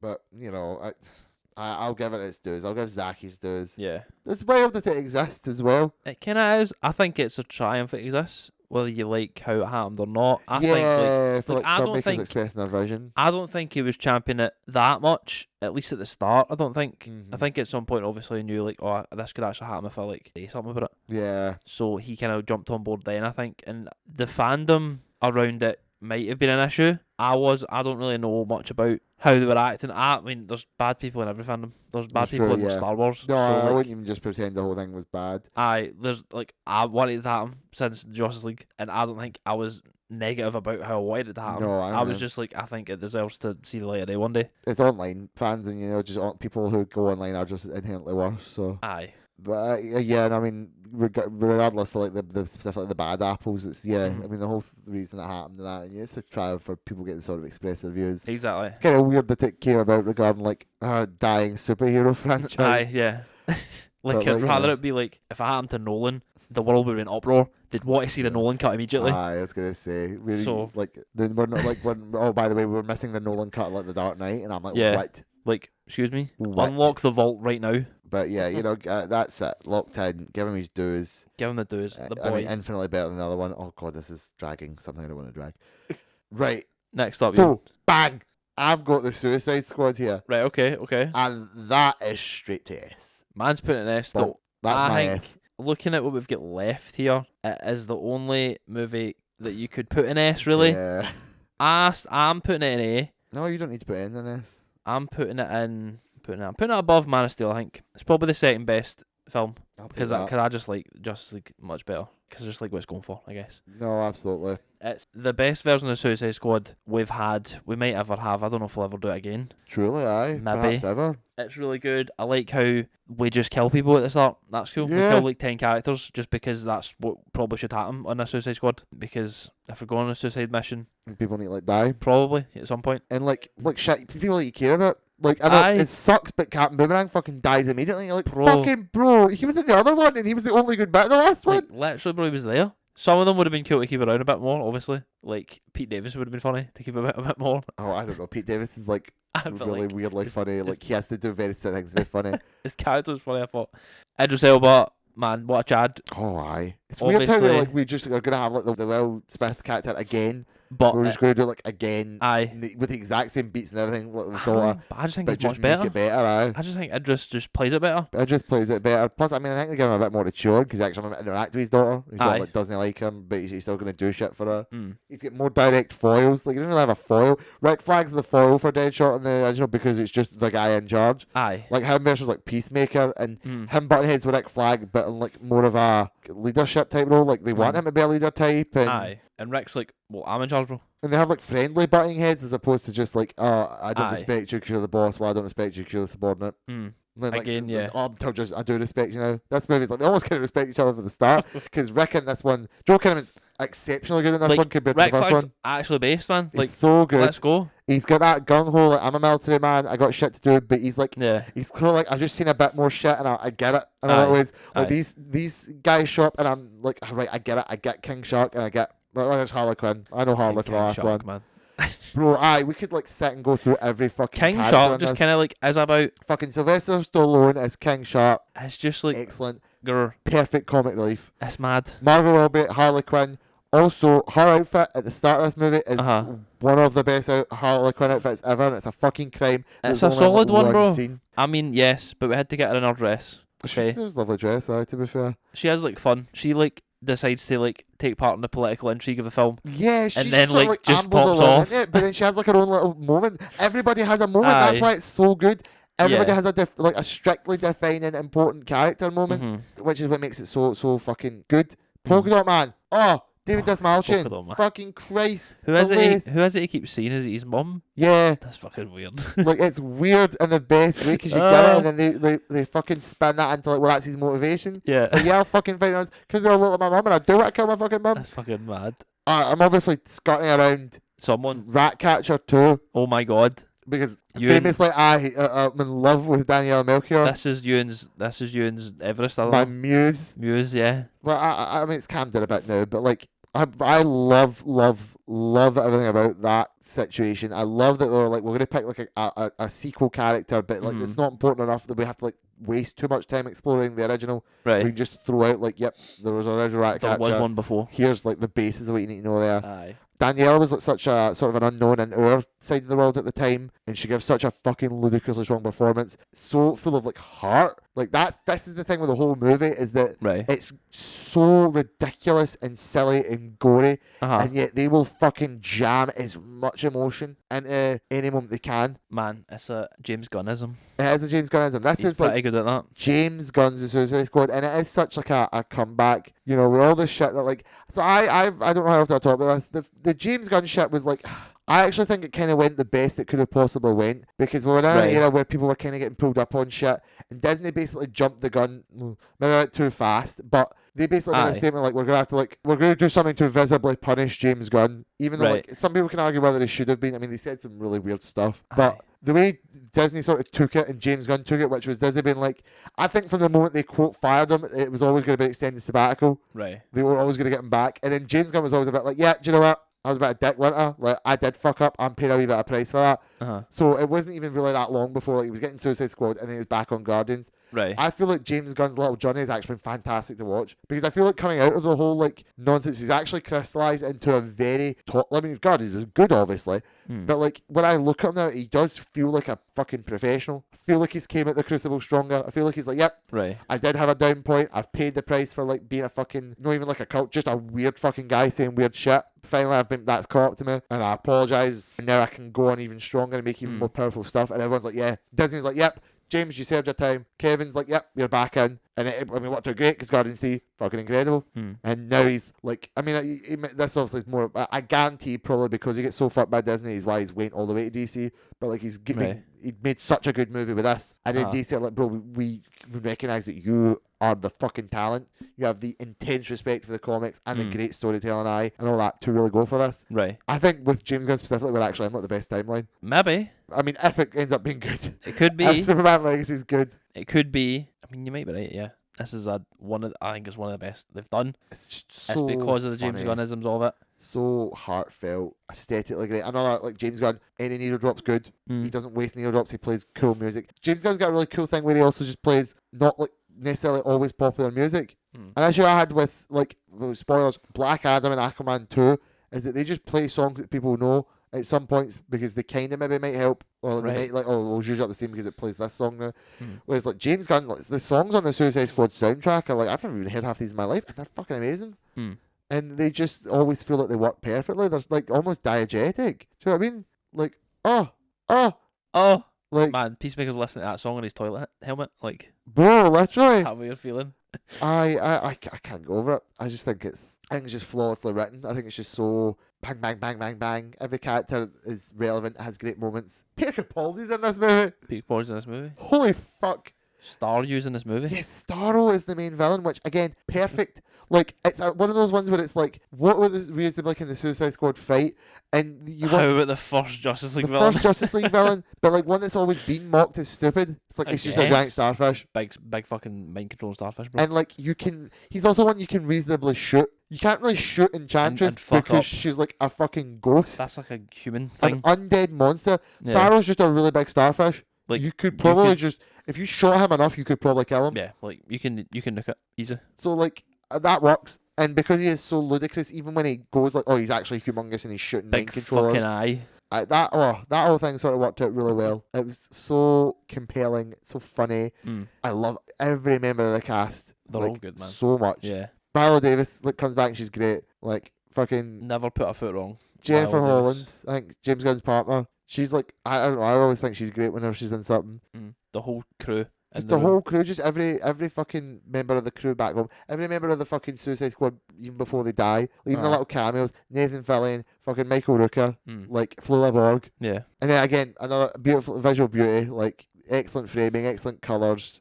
Again, great choreography. I think like the Harley Quinn fight scene where she fights her way through the prison and that, and she's like the way she like the way she kills people with that like fucking, I don't even know, it's like a dress or something. I mean, all the fight scenes. It's just all good. Seriously, I happily put it in. I can't think of anything to fault it on. Honestly, fair. You know, it's only not as good as Justice League for me. Yeah, that's honestly. Have you put Justice League in S or did you put it in A? That's an A. I don't know if anything has an S. I think this is also S because it's fully redefined the DCEU. We watched this movie and we're like, oh my god, they could be back. This is like amazingly good. Like, this is better than anything they've ever done before. For most people, like obviously Justice League personally for you is good, but Justice League Zack Snyder cut especially, that wasn't a cinematic full release. No, everybody can go to the cinema and see this and be like, fuck, that was amazing. Like DC. Whoa, like okay. we could actually change this into something. I see you. I think it's obviously with James Gunn now getting picked up. This has obviously shaped the direction going forward. I guess. I don't know if this was like. I mean, it obviously wasn't his interview, but they If it wasn't probably his were interview, like, it was a glowing recommendation. they were like, yo, that was quite good, bro. What you done there? We Thank you. we like this. We're gonna keep an eye on you. We'll watch you with great interest. Oh my. Right, Peacemaker's next as well then, Not which is seen it. interesting as well that was immediately the next thing. Although they were working on it surprisingly fast. Do you know what I mean? Yeah. So yeah, you've not seen it, so I won't dwell too much on it, especially. But I'll just say exceptionally good. Okay. I've heard this. This could be S. I don't know. I've not seen it. I think you would really like it, to be fair. I don't know if you'd put it at S, because it's about the same level of quality as Suicide Squad. Right. Oh, it could be S as a result for that, but like that's more of a however you feel about Suicide Squad, you'll probably feel about Peacemaker. Right. And just there's a lot more going on in Suicide Squad with a lot more character variety that I love more. So, do I put it above or below Aquaman? I'm going to put it above Aquaman in A tier. Okay. It's exceptionally funny. Again, another just great set of like comedy beats versus heartfelt versus like great choreography. It's just the Suicide Squad, but more. Okay. And it just shifts some of the characters. It obviously goes all in on Peacemaker this time. Aye. Full backstory. His dad's like the guy for Terminator. Love it, man. Big. Terminator 2. Oh, Robert Patrick. Yes. That's it, man. Aye. Robert Patrick. And he's also like a supreme KKK. Let's go. Literally, like they pulled this one shitty KKK villain at the comics and made him his dad. And you fight him, he's like Red Dragon. He's like, yeah, I'm like literally just a KKK member, and we kill him, and it's great. I really like Freddie Stroma's in this as a character called Vigilante, and I for some reason really like the character Vigilante. Right. Even though this is like not any way, shape, or form like what you'd think of Vigilante to be, it's like a discount Deadpool, and it somehow works perfectly. Right. Just works completely fine for the tone of the show. I've heard he's really good in it. He is fantastic. I mean, Cena's really good in it. They all are really good in it. It's the Cena. Insane. Danielle Brooks is in this, like, and she's just like, again, she's like a character sort of you think comes out of nowhere, but again, works perfectly, very funny. Yeah, I don't have much to say. I really want you to watch it at some point. It's literally, it's just as good as Suicide Squad. It's got like a really thoroughly interesting story, actually. The way the narrative develops and some of the characters' relationship to the core narrative is like interesting. The only sort of quotes a spoiler I'll give you is it's Secret Invasion done better than Secret Invasion. Damn, bro. Like, it's a better Secret Invasion show than the Secret Invasion show. So well, that is not a surprise. Well, I was going to say, wiping my arse with a Secret Invasion comic's a better Secret Invasion story. True. But yeah, no, it's great. If you like Suicide Squad at all, I'm talking to just the audience at this point. Go for it. Give it a go. I really want you to watch it at some point. Okay. I'm sure you'd watched it. Nah, bro. Nah. Right. Okay, so now we get into like the weeds level. The weeds. We're really in the weeds because we've had some goods and we've had some bads, but we're kind of in a good spot there. Okay. But the exhaustion, I think, is hit by this point. Damn, it's over. Because like it's over, boys. The only good stuff is like we're getting more we're, like mid. Well, pretty much. We're only Wonder Woman 84 was like really bad. Birds of Prey was like good, but like it was like a weird time. We're starting to realize there's just no plan. Aye. They're announcing a bunch of movies like, well, apparently we'll get a Shazam 2 and apparently we'll get an Aquaman 2. Aye. Like, when are they going to come out and in what order? And there still hasn't been a fucking Flash movie. Aye. They're not saying anything about Cyborg. Like, they're refusing to really narrow out a plan so it doesn't feel like it's going anywhere. Yes, aye. So we're all getting a bit sick of it. So do you know what has to happen, Ewan? The balance of power Bro, in the DC universe has to change. The Rock cuts a promo to end all promos and decides that Black Adam is now in charge and I'm him. The Rock has decided I am taking over this universe literally by force. Fine, I'll do it myself. And he releases a deceptively mediocre movie to do it with. It was alright. It was alright, aye. I'm going to put it above Birds of Prey and C. No, actually, you know, the aspects of this film I love. Black Adam, played by Dwayne The Rock Johnson, is a good time. Yeah, I actually think... He's actually quite good. I think I will actually put it in B tier above Zack Snyder's Justice League. Bro, I was tempted to put it in B. I can't lie. I was tempted to put it there. Weirdly enough, I remember sitting watching it with you, and I was kind of like, oh, man. Bro. The problems with this movie, I think, are more because of, again, representation of the universe. As a movie on its own. Yes. Like, yeah, Dwayne's actually quite good as Black Adam. Music's banging. Music is banging. Oh, my God. Oh, shit. Like, Lauren Balfe is a composer who just keeps popping up, and he's like, I'm just gonna drop something real quick. It's fucking straight fire.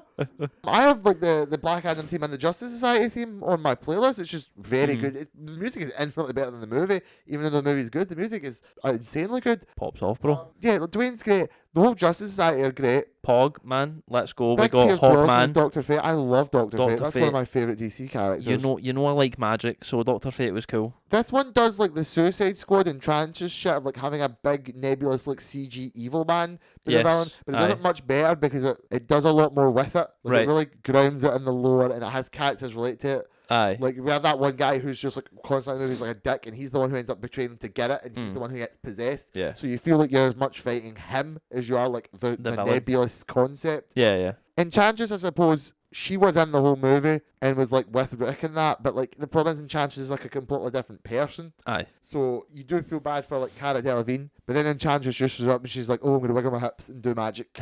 And then you're like, alright, whatever. Cool. Whereas this guy's like, I'm gonna resurrect skeletons, but like you already hate me, and I'm like, I don't already hate you, you're a fucking bitch. Fuck, bro. Like I'm sick of you, bro. Dwayne, get away. fuck him up.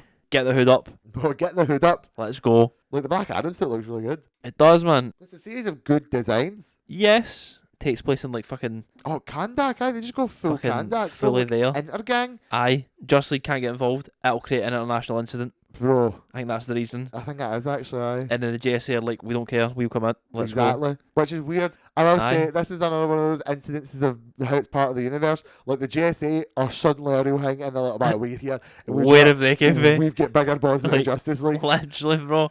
Like, where have you been all this time?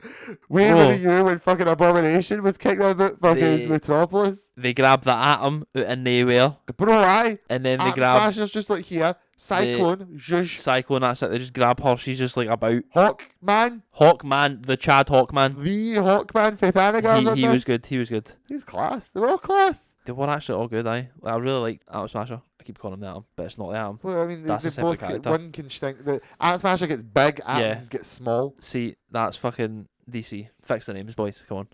I was gonna say, in Marvel, their fucking Ant-Man can do both. So like, literally, can we just do that? Pussies, do you know what I mean? Atom can only get small, Atom Smasher can only get big. Fucking Ant-Man can do both. They both combined.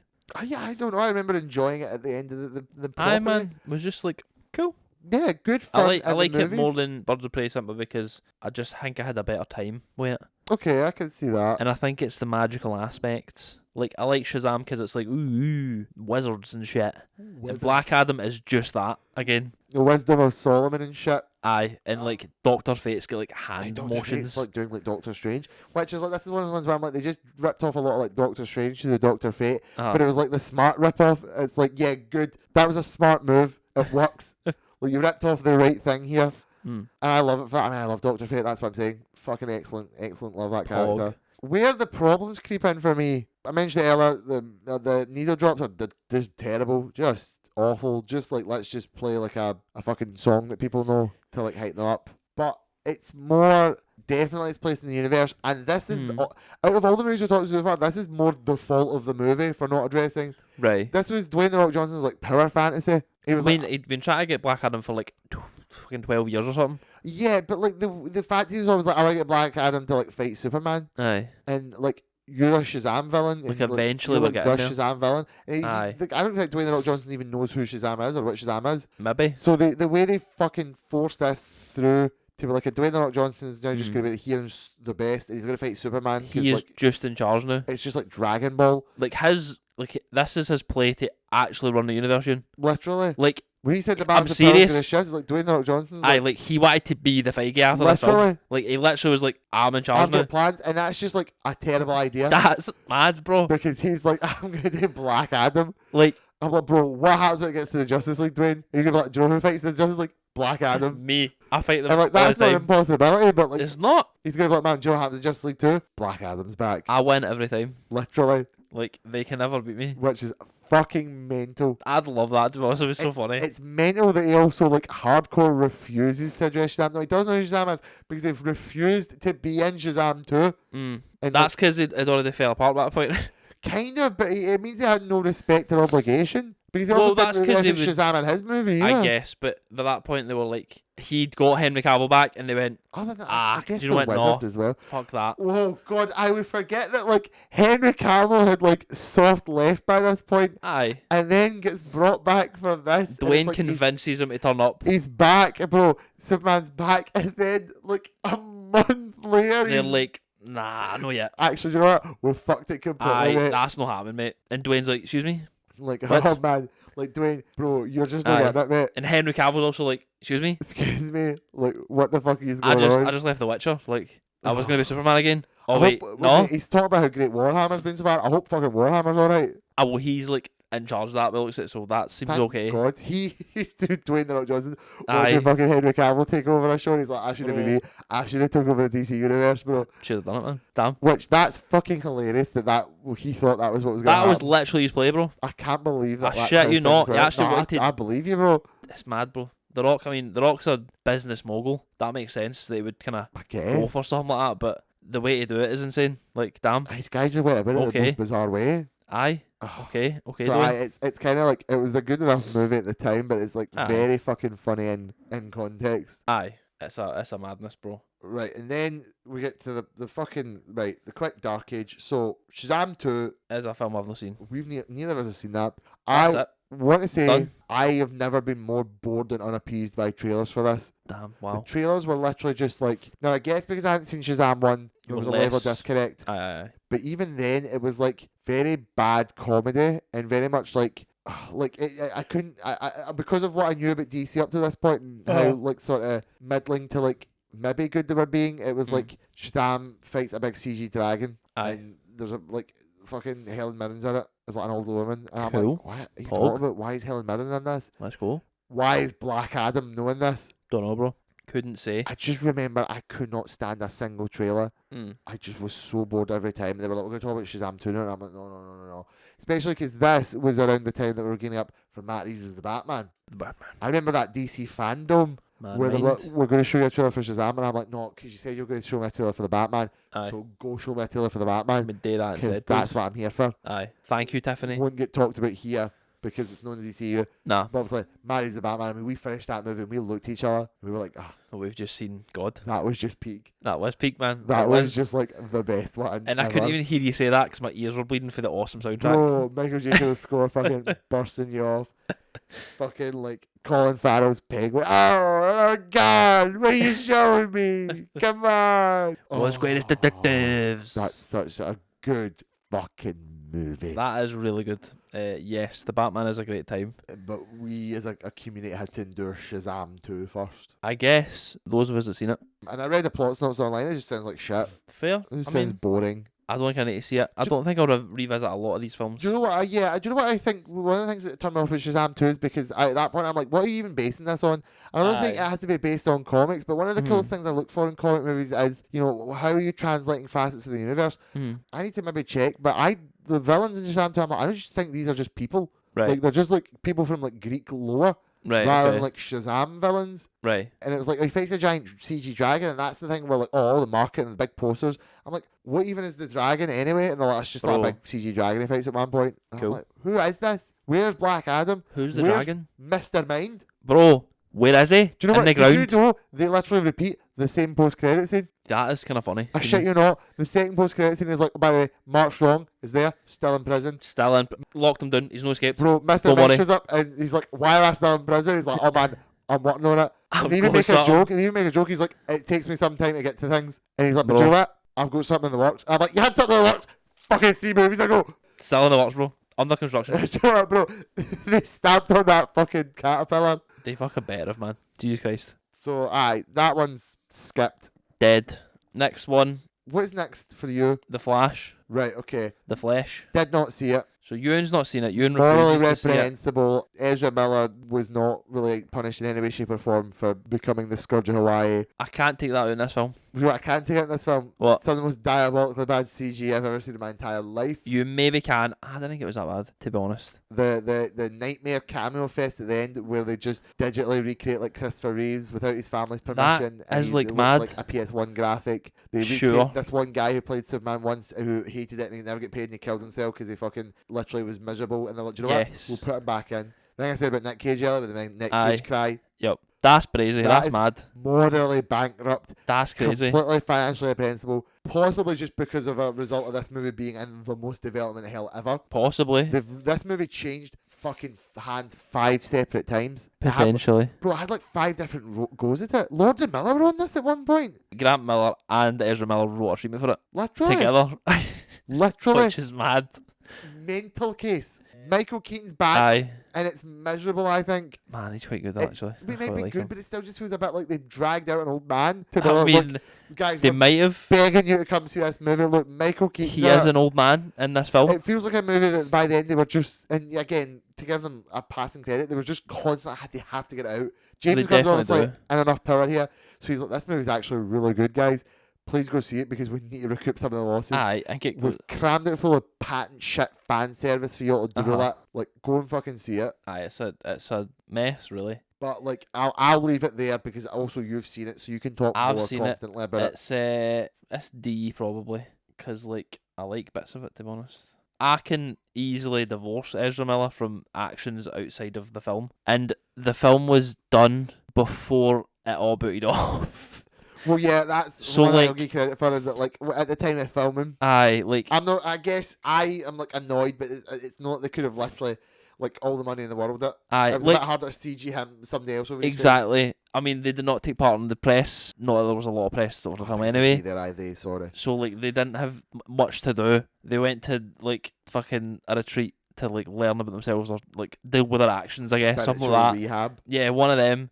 So they put them away. Being a psycho. And Ezra Miller may never work again, probably. Let's be honest. There's a level of degree of possibility. So divorcing all that from it, I think the performance is good, both from the two Barrys, I guess. Aye. I like the emotion of the film, the whole like journey. Then like realizing that's kind of like fucking dumb. We shouldn't do that because like it will destroy the fabric of the time and the universe. What, like try and save everybody? Yeah, like kind of. I suppose that is the emotional core, like because it starts with him saving his mum, and it's like you just cannot save everybody all the time, Barry. Sorry, bro, you just need to accept that. And then we obviously, if he fights like himself, I guess. The Dark Flash. The worst design I've ever seen in a comic book movie. And like the speedball bubble of time or whatever. The speed dome or the chrono ball. That's it, something like that. That's all like very Nicolas Cage. Christopher Reeves. That's very insane and mad and crazy. Outside of that, Batman's cool. I mean, Mike Keaton's Batman's cool. You can't cut the sauce. I just think I remember every time he quotes like Michael Keaton Batman, it's sad. There's that clip for the trailer where he says like you want to get nuts, let's get nuts. Damn, Ewan's butch on the delivery. It was not like that. Well, it was like that in the trailer. They might have changed it in the movie. I thought they did, but maybe they did. I don't know. He just like compared to like the original fucking movie. Aye. It just seems like I am Michael Keaton and they are paying me a lot to be here. Fair. But like if you say you've seen it, so you say good.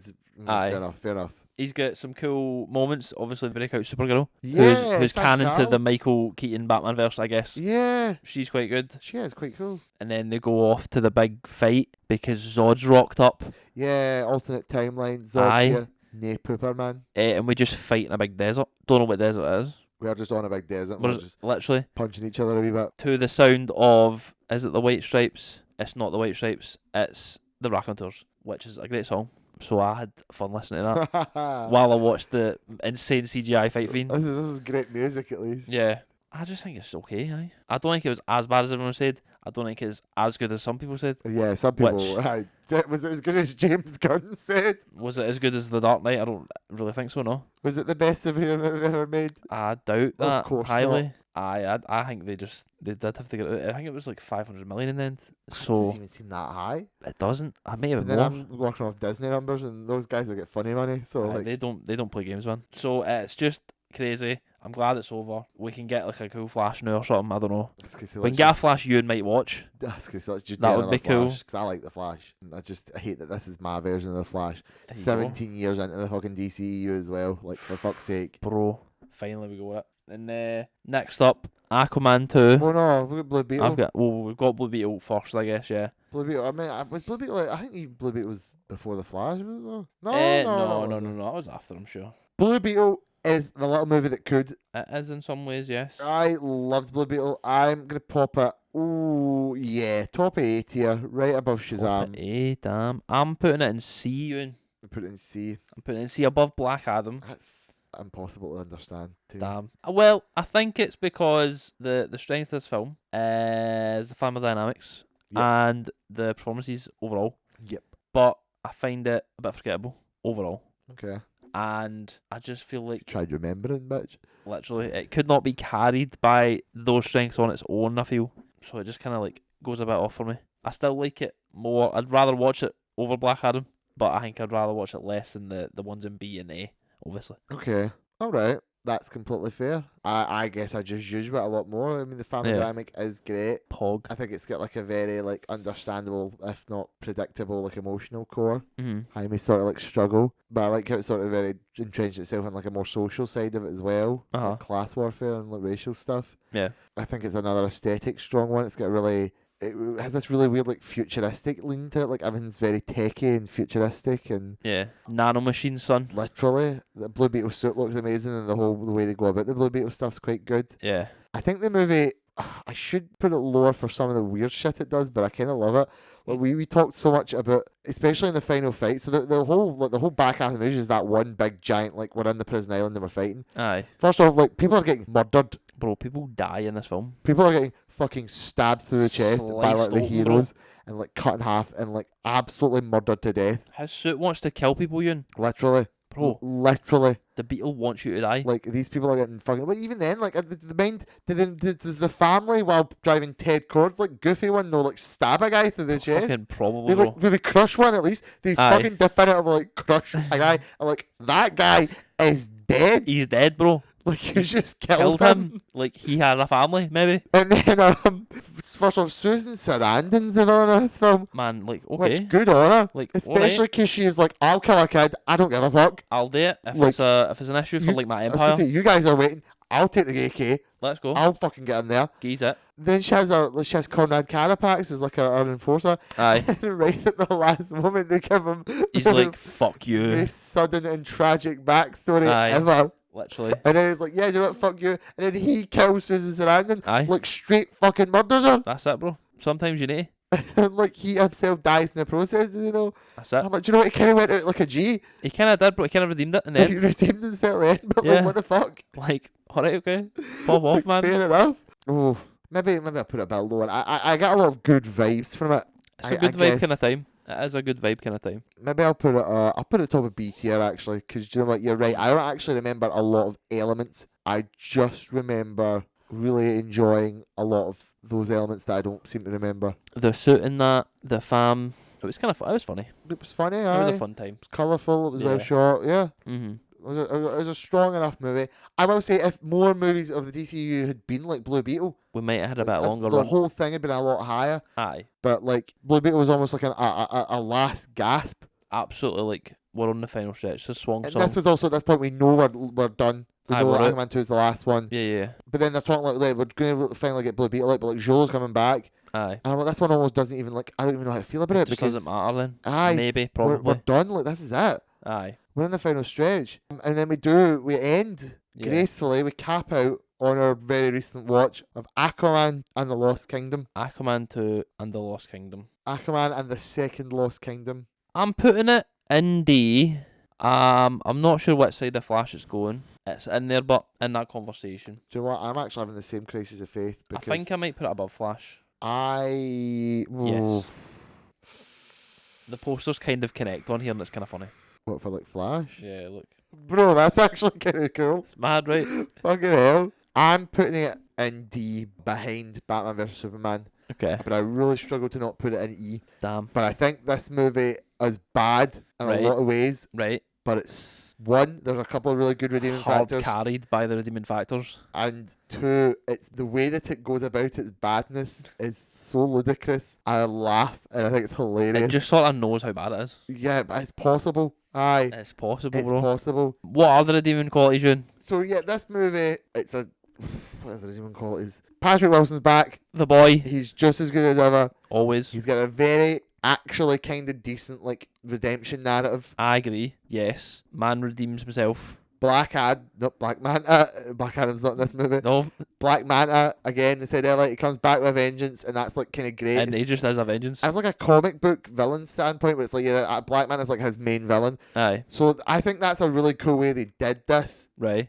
By having him be the nuisance in the build up in the first one, so that you get the second one where he's like, no, I'm gonna fucking double down on the violence. It's an issue for me. I'm killing him. Ocean Master did not do anything as bad as burn down Aquaman's house, nearly kill his dad, steal his kid, and steal his kid, and kill the kid. Bro, I'm sorry for the listeners. The kid is still alive at the end of the movie. The kid lives, bro. Aqua lad lives on. It's still got that same kind of cool yep, that's a really interesting world. This underwater world. It's mostly underwater anyway. True. What's stuff king about the ice? Bro, ice caps and that. They're melting to reveal the evil kingdom. Bro, global warming's the villain in this one. It is, but it's not even. We are revealing the Lost Kingdom. I kind of like the Lost Kingdom. It's very, it's very like Nyalotha. It's very that one. I said it to you. It's the one in Game of Thrones. It's fucking a shy in the Knockrom, the Shadowlands and that. It is very in Lord of the Rings when they get to the fucking the Black weird Gate and not even Black Gate. Actually, no, it's not even that. It's the spirit bridge thing. It's oh god, I'm terrible with names. They're climbing up the mountain. Aye. It's only when it's Gollum, Frodo, and Sam. Sam. Yes, I know exactly. I thought it was before Shelob. Yeah.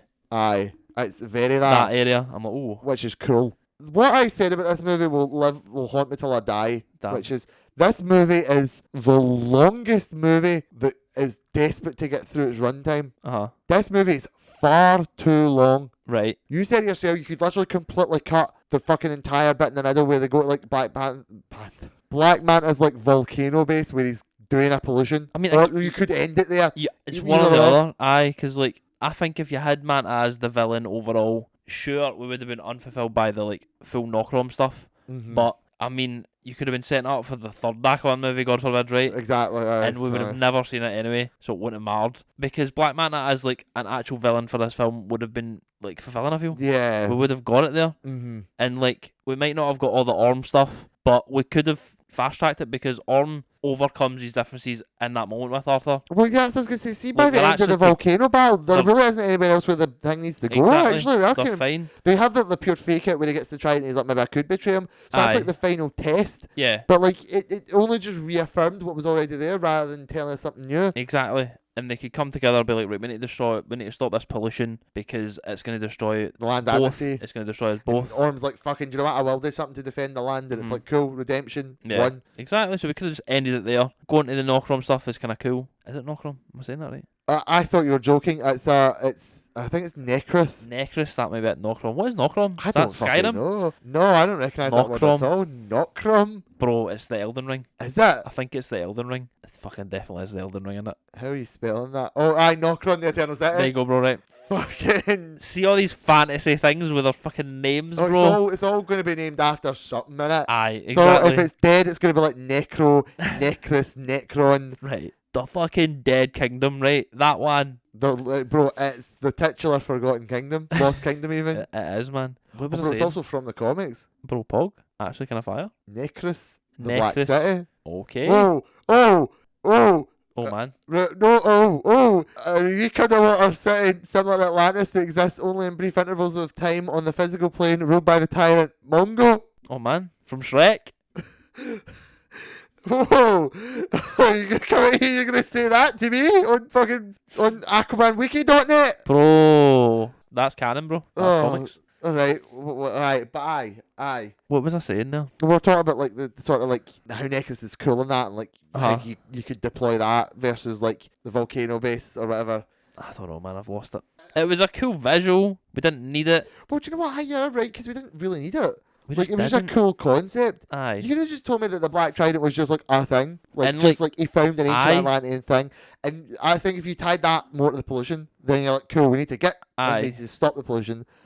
I think there was shit as well. Like I felt like I think I felt about them going to see Martin Short as Fish Jabba the Hutt as badly as people think about Canto Bight in Last Jedi.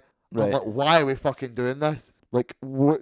I know you're telling me like. I understand the reason. We have to get the location. Literally, like, we have to figure out what it is. I kind of get that. Aye. But, like, what in the fuck is this about? Why are we going to, like, the water slums? Aye. And, like, you're telling me that's Martin fucking Short, and That's there's a Martin big Short, fight bro. scene. I'm like, it's kind of alright. It's kind of alright. Like, sure. Whatever. I'm annoyed I had to watch it. But then, like I said, it also speeds through every scene. Aye, we're out of there fast. It's like, I'm sick of it. Every time they start a scene, a character's immediately talking, and then they end the scene and they just go, this character starts talking, they just cut right to the next scene, and the editing is like obnoxious. I just don't get how it can be like this. I just don't know how James Wan felt. I can't cut any scenes, but I'll just put them all in fast forward. Man, it could have been like the reshoots. It could have been like, oh my god, Amber Heard is terrible. Well, yeah, the could Amber have Heard been- thing's funny when we talked about like how she was in it. So yeah, Aye. Amber Heard is in this film much more than you think. She still is also completely fucking absent, and she just Aye. appears and disappears like a spirit. And Aye. like she has like 5 lines, which is wild because she's like Arthur's wife and the mother of his child. Aye. Who also the And child. still like Queen Consort, I guess, of Atlantis. She's like Queen Consort as well. Like they fucking act like Nicole Kidman's more in control than Aye. fucking Mare is. I kind of thought it was weird. I initially thought it was weird that the baby's like such a big deal at the start, and then he just goes completely unmentioned or cared about until the end. Yes. But I suppose he was just a baby, It's just a baby. so fair enough. Fair What I will enough. say is Aquaman does drink his piss twice. Yes.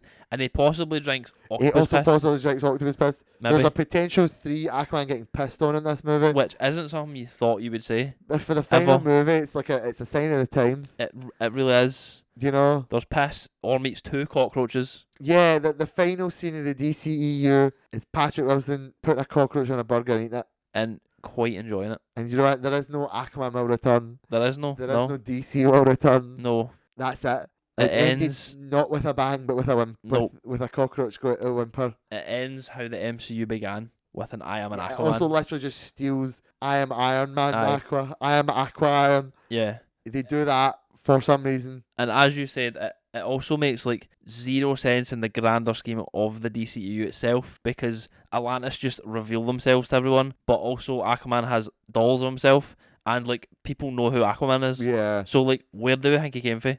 Just like the Man of the fucking Sea. Man of the Sea himself. I still don't even understand how they could have like fucking Randall Park's character in the first one, but like the crazy cook, like, oh man, Atlantis is real. Aye. I'm like, bro, how do you not know all about Atlantis? Like, literally, guys, come on. Like I think Talocan and the MCU is like, no, they had a very specific way to get in, Aye. and also like that they'd never fucking get anywhere near it. Namor would maybe come and see, but he like could pass. Aye. Do you know what I mean? And this one, I'm like, no, Aquaman just is of the sea. There's just a man who lives in the water and talks to fish. Aye. And then Randall Park's like, what if there were other folk down there? And then people are like, are you fucking mental? Are Aye. you fucking loopy? Like, what do you mean? Absolutely off your fucking rocker. You're crazy, bro. More than one guy doing that. Yeah, what? Nah, don't believe it. Fucking bro. Aye, so it's kind of You've crazy. got there. aliens. Bro, literally Superman. You've got fucking aliens in this universe. Bro. And then at the end of the fucking entire DCU, Aquaman's like, man, I will open up Wakanda to the world, Aye. and I'm gonna get a press conference, and like I'm gonna fucking glide up my press conference, and I'm gonna be like, I am Aye. dignified, I am the king, and I'm a fucking party boy. Woo!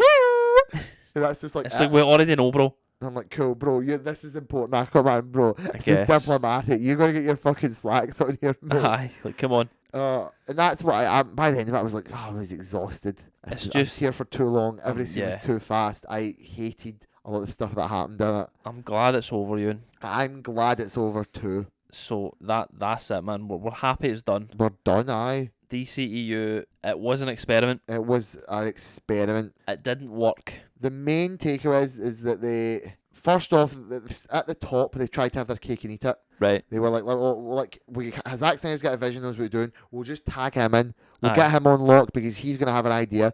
Oh, wait, we're actually starting to doubt this idea. Uh-huh. Let's immediately just fucking pivot and get involved and fuck up all the movies Aye. because we just want to be Marvel. Mm. I mean, I know they wanted to be Marvel from before they had Zack, Yeah. but the problem is that they half committed to Zack doing his thing and then half actually no, Zack's a bit too weird. We'll just fucking edit the fuck out of it. Aye. We'll just get weirder. And that was the problem. If Zack was there, just let Zack do his own thing and then turn around and do your MCU. Aye. Do your MCU like the MCU did it. Build the things up, lead up to stuff. Yes. Pick like intelligent times to deploy things. Aye. Where a Suicide Actually Squad is plan the it out. third movie of this fucking universe. Where a Harley Quinn movie and a second Suicide Squad before The Flash. Come on. And even though there's development hell there, like, for fuck's sake, and then give stuff a point. You know, you've fucked up the Zack Snyder world. What do you think they were thinking in that little period post, like, Zack Snyder's Justice League? Like, what do you think MD was like? What are we doing? Like, we're making another Aquaman because people like the first one. Making another Shazam because people like the first one. Is it gonna mean anything? Someone must have been, but like, I really don't know, bro. I really just don't know. Literally, and we will know at some point eventually. We'll get the dissection. We'll get the reports. I'm very curious. I'm very keen to hear. Yes. It's a very the curious case of the DCEU. So, I mean, that's it. Looking back, you know, obviously didn't work very well. Are there any positives to take from it, Ewan? Well, how not to do it, I guess. On its own, or how not to do it, yeah, the blueprint of like how to avoid it next time. I mean, we will have to give the credit to on its own. There was a lot of like good individual elements. Right. You know, we think of some of these movies that we've looked at quite favourably. You know, the blueprint was there in certain ways. Right. Of Marvel's example, but also like the fact that they could show, like they could make good, compelling movies. I think their casting was quite great all across the board. Yes. A lot of their production design was quite strong, even the ones I didn't like. Like outfits and like visuals and that. I mean, sometimes it ends up being CG mush, but other times it's just not, and it's good. Yeah. I mean, yeah, the positive to take out of the entire experience is just like I have a plan, Kev, bro. Maybe Kevin Feige gets spooked. He might have been about, we fucking beat you. I hope Kevin Feige gets spooked, and in his head he's like, oh fuck, I need to make sure I've got shit unlocked because I don't want to end up like that. I think they do. If not, they do now, definitely. I was going to say, they've been through it a wee bit. Aye. Looking forward then, Ewan, I've got the phase 1. Oh, you've got the slate? Oh my god, let's go. I've got the slate for you. So, obviously, first up next year is Superman Legacy. Of course. Which is Next the big year. one. I'm trying not to put so much pressure on it, but it literally does have that much pressure on it. Well, yeah, pretty much. It's like the Super Bowl of movies. It has to work. If it doesn't work, I really don't know how it continues if it doesn't work, to be honest, Ewan. But, like, how much does it have to work? Yeah, Can it be a 7? Yes. Because we just need it to be a 7. I think with this new DC universe, it needs to be like what Force Awakens did. Right. Where Force Awakens was very good as a comeback movie.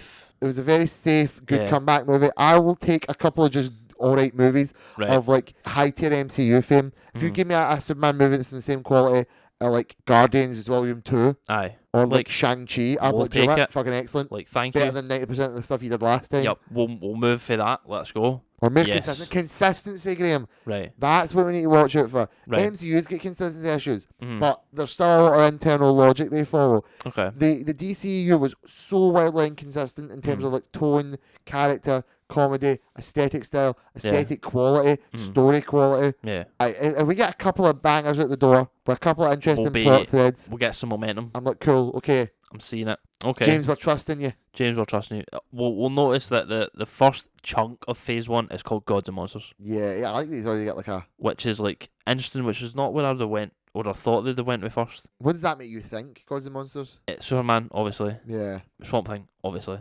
More like the mystical shit, like a Shazam, obviously. But yeah, to me it seems you wouldn't like think that would the be first. focus is on the heavy hitters, Aye. Gods and Monsters, the big stuff, the weird stuff. Well, I don't think we're getting Batman anytime soon. Nah. I mean, saying that, there's only 2 gods and like a monster that are in the first chunk anyway. Aye, so we've got Superman. That's actually got a date. That's July 11th, 2025. Ooh. According to this. The Authority. That's its own thing? That's his own thing. Okay. That's a movie. Well, this is where we start to mean, let's say, like, James Gunn's, like, really fucking, I'm going to try some shit that nobody really expects. He's got, like, a move here. He's got that, like, Guardians of the Galaxy, like, well, if I can make Guardians of the Galaxy work, well, not in a bad way, just, like, we know that people ended up coming to see that, so it's like, well, people do like the Authority, let's chuck the Authority in. Creature Commandos, like... Which would be, like, weird, because the only Authority storyline I have any sort of, like, knowledge about, which isn't a lot, let me be honest, is the one where Superman becomes all kind of dark and grim and moody when he's dealing with them. So it'll be interesting to see how quickly they kind of interact, which we hope to be like a happy, fun Superman. They cast a member of the Authority and they have already. Yeah. So yeah, they're clearly, and it's, I mean, the fact that we already know there's an idea of blending. Yeah. Like, I mean, I know they said that, but like, yeah, well, here's a character that's going to be in the Authority. Yeah. Like, show Supergirl is in Superman. Is she? Aye. James said she was, didn't he? Yeah. But they just like, they just said they wouldn't he? He might have backtracked on that because I feel like the start he said that was definitely happening. I don't recall. Maybe not. Fair, but I mean, it's possible still. I'd more expect Superman to be in Supergirl, I think, just because like we've got Superman out, now let's get Superman to get our thing and then pop Superman in. Wait and see. Maybe, because it's Woman of Tomorrow, so I don't know how much he'd be in that. That's true. If they're doing that story. I've not read that story. Have you read it? No, but Tom King is involved in the film. Yes. So which there's do you know what we lost in the great? You know we can't remember all of them, but there was also a lot of cancelled DCEU properties. Tom King had a DC property. Yeah, do you not remember Tom King was working with fucking what's her name? The New Gods movie, mind. There's been a Ava lot. DuVernay. There's been a lot of New Gods movies. No, but like Ava DuVernay and Tom King were working on a DCEU New Gods movie. I mean, that's a madness. Like a live action. That's truly a madness. And they were like, we're going to cancel that. And it was like, what? I mean, you probably would cancel that because that's insane and nebulous, like, to even consider in the first place. But come on. Like, it probably would have been awesome, let's be honest. But if they were ruling that, like, let's just fucking throw shit at the wall and see what sticks. Aye. I'm like, that could have been a fucking epic. It could have stuck very well.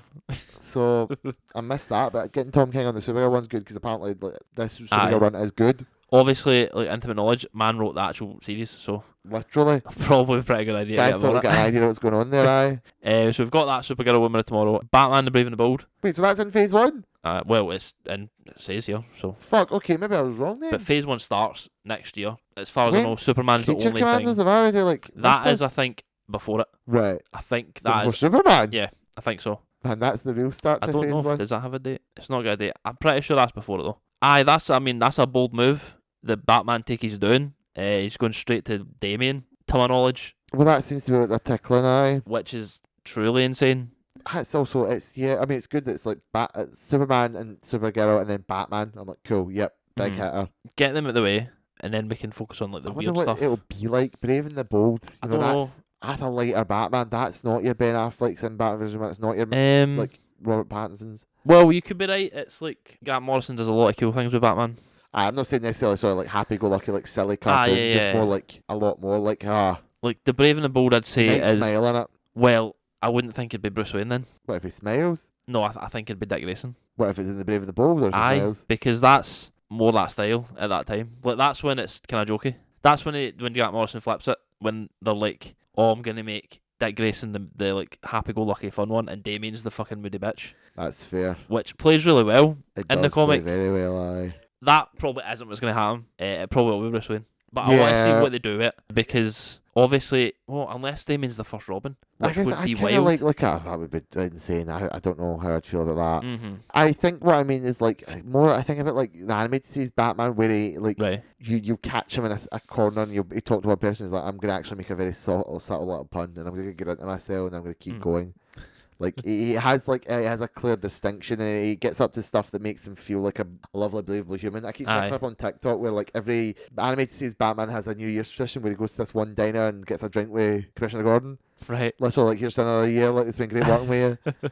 Like, they in the diner, and it's like, oh man, Batman's like a guy that comes to this diner all the time. Aye, that's mad. He's not necessarily laughing, but it's just more like you don't see a lot of Batman these days. It's got like a deep heart, a deep respect for like his companions and his loved ones. Maybe Alfred, but like he has to be there. I'm wondering where like Robert Pattinson's Batman will go. I'm kind of curious as we start to learn more about that, especially going towards the second one. But I'd like a Batman who's a bit more like he's just less grungy and moany. He can have the tragedy, but like really show me that he's like, well, I'm taking the tragedy. I'm going to be a consummate professional. I'm going to like fucking really do this shit. And I want a good bit of detective work. Batman loses the detective stuff the longer you go. They kind of brought it back a bit, and the Robert Pattinson one has a bit more like problem solving. Yeah, but I'd like chuck a bit more problem solving in my Batman. Get a bit more problem solving. Grant Morrison's not the one to do that because Grant Morrison's Batman is Bat-God. Yeah, but Grant Morrison's like fucking, which I love. I can't lie. Metron and Barbados and all that. Swamp Thing. Yeah, Swamp Thing. This is James Mangold's Swamp Thing, which you know. That was more exciting before I saw Indiana Jones 5 and the Dial of Destiny. It was, Ewan. Which was the movie equivalent of a Swamp Thing. Yes, that's really cool. It's like if he can go wild on it and like lean into his like shit and like gods and monsters. I mean, there's a lot of things you can do with a Swamp Thing project, I guess. That one, I just don't know where it's going to be. Aye. Do you know what I mean? That we could have Constantine in that. We could have Zatanna in that. To be fair, we could just rock up to the Parliament of Trees. I don't know, bro. Like, it could there's fucking a Parliament of Trees. Yeah, bro. Yeah, which is like all the Swamp Things before. Oh mate, they all just go to, I think it's Brazil. They just go to Brazil and they just root down, bro. Like shit, you not. You are going to Brazil to meet the fucking Parliament of the Trees, They mate. just root down, bro. You've been called to fucking beseech yourself upon the Parliament of the Trees. That's it, bro. They just fucking. Fuck, that's hilarious. It's actually really good as well. I'm sure it is. You the way you talk about it. Like, bro, this shit sounds like every time you describe anything that happens in Swamp Thing, it's the fucking most ludicrous, idiotic thing I've ever heard. Well, like, by the way, it's fucking amazing. It's mental, mate. It is actually amazing, though, trust me. Hopefully, they get to do all that crazy, amazing shit in the films and stuff. Quite literally. Then we move on to TV shows. So that's all the films. We've got Creature Commandos, which I think is first, which seems to be just like a fun animated ride. I don't know, like a what if kind of vibe. Like Rick Flag Sr. in it. It is like in the past. What was that? I don't know. In the past. It doesn't matter. It's in the past. In the past. So that'll be cool, I guess. I don't really know. Then Waller, which does have Viola Davis in it. Yeah, what was usually like the first one of the first major confirmed like backs. This says it'll take place between Peacemaker season 1 and 2, so this will probably be before Peacemaker 2. Yeah, I would imagine. But then it's about like how are they going to bridge the gap? Who fucking knows, bro? How are they going to go from like Peacemaker to being out? Because Peacemaker season 1 has like the Justice League in it. Ray Fisher and Ezra Miller in it, like the Justice League, like from the movies. Yeah, I think we'll just forget that happens. Or just do the multiverse. Just have them like fall into a hole. Just like, I'm in a universe where everything's the same in my life, except none of those other movies happened. Could happen. I don't know. That might be a move. I'm not against it. Me neither. Next up is one that's very intriguing, is Lanterns. Ah, yes. Which is just the Green Lanterns, I guess. Yeah, and apparently they were like, oh, it's going to be like literally like all of them. It's going to be like fucking Hal, Guy, Kyle, and John. Which is absolutely mad. That is a bit fucking insane. That budget's got to be mad because it needs to have a high budget to have like any good chance of looking cool and like having powers and shit. I would agree, yep. So that one I'll watch with great interest to see what happens with it. Especially the casting. The casting could be like, it could just land on the casting. That's how good it could be. Next up, we've got Paradise Lost, which is just like Buzzword, the TV show. I was going to say, because they were just like, oh my god, it's just like Game of Thrones, but like Wonder Woman. And I was like, alright, okay, I don't know what that means. I actually did see Paradise Lost when I was looking up the Wonder Woman 1984 wiki page, that they were like, they're going to do like a Themyscira spin-off. And I'm like, bro, I don't really, what does that mean, bro? Game of Thrones, but Wonder Woman, like, mate. Alright, it's okay. Like the House of Cards, Penguin. Bro, it's like Breaking Bad meets Swamp Thing. See, that, like, just words in it. Bro, he's met the green, you're smoking the green, mate. Bro, I'm the rot. I mean, it might be cool. I don't think it's where we get Wonder Woman. It's probably where we get, like, Nubia and stuff. I was going to say. Like I don't think... but Wonder Woman. Unless because it's a Wonder Woman prequel series is what it's saying here. As long as Connie Nielsen and Robin Wright are in it. They could come back, that'd be nice. Then the final one is Booster Gold. Which is about time, quite frankly. Quite frankly, Ewan. That's actually a stealth pun there, but I just meant in general, like, we really have needed a Booster Gold. Booster Gold. I'm excited for that. It could be fun, man. That, like, we need to see what future they came for. Well, that's true, aye.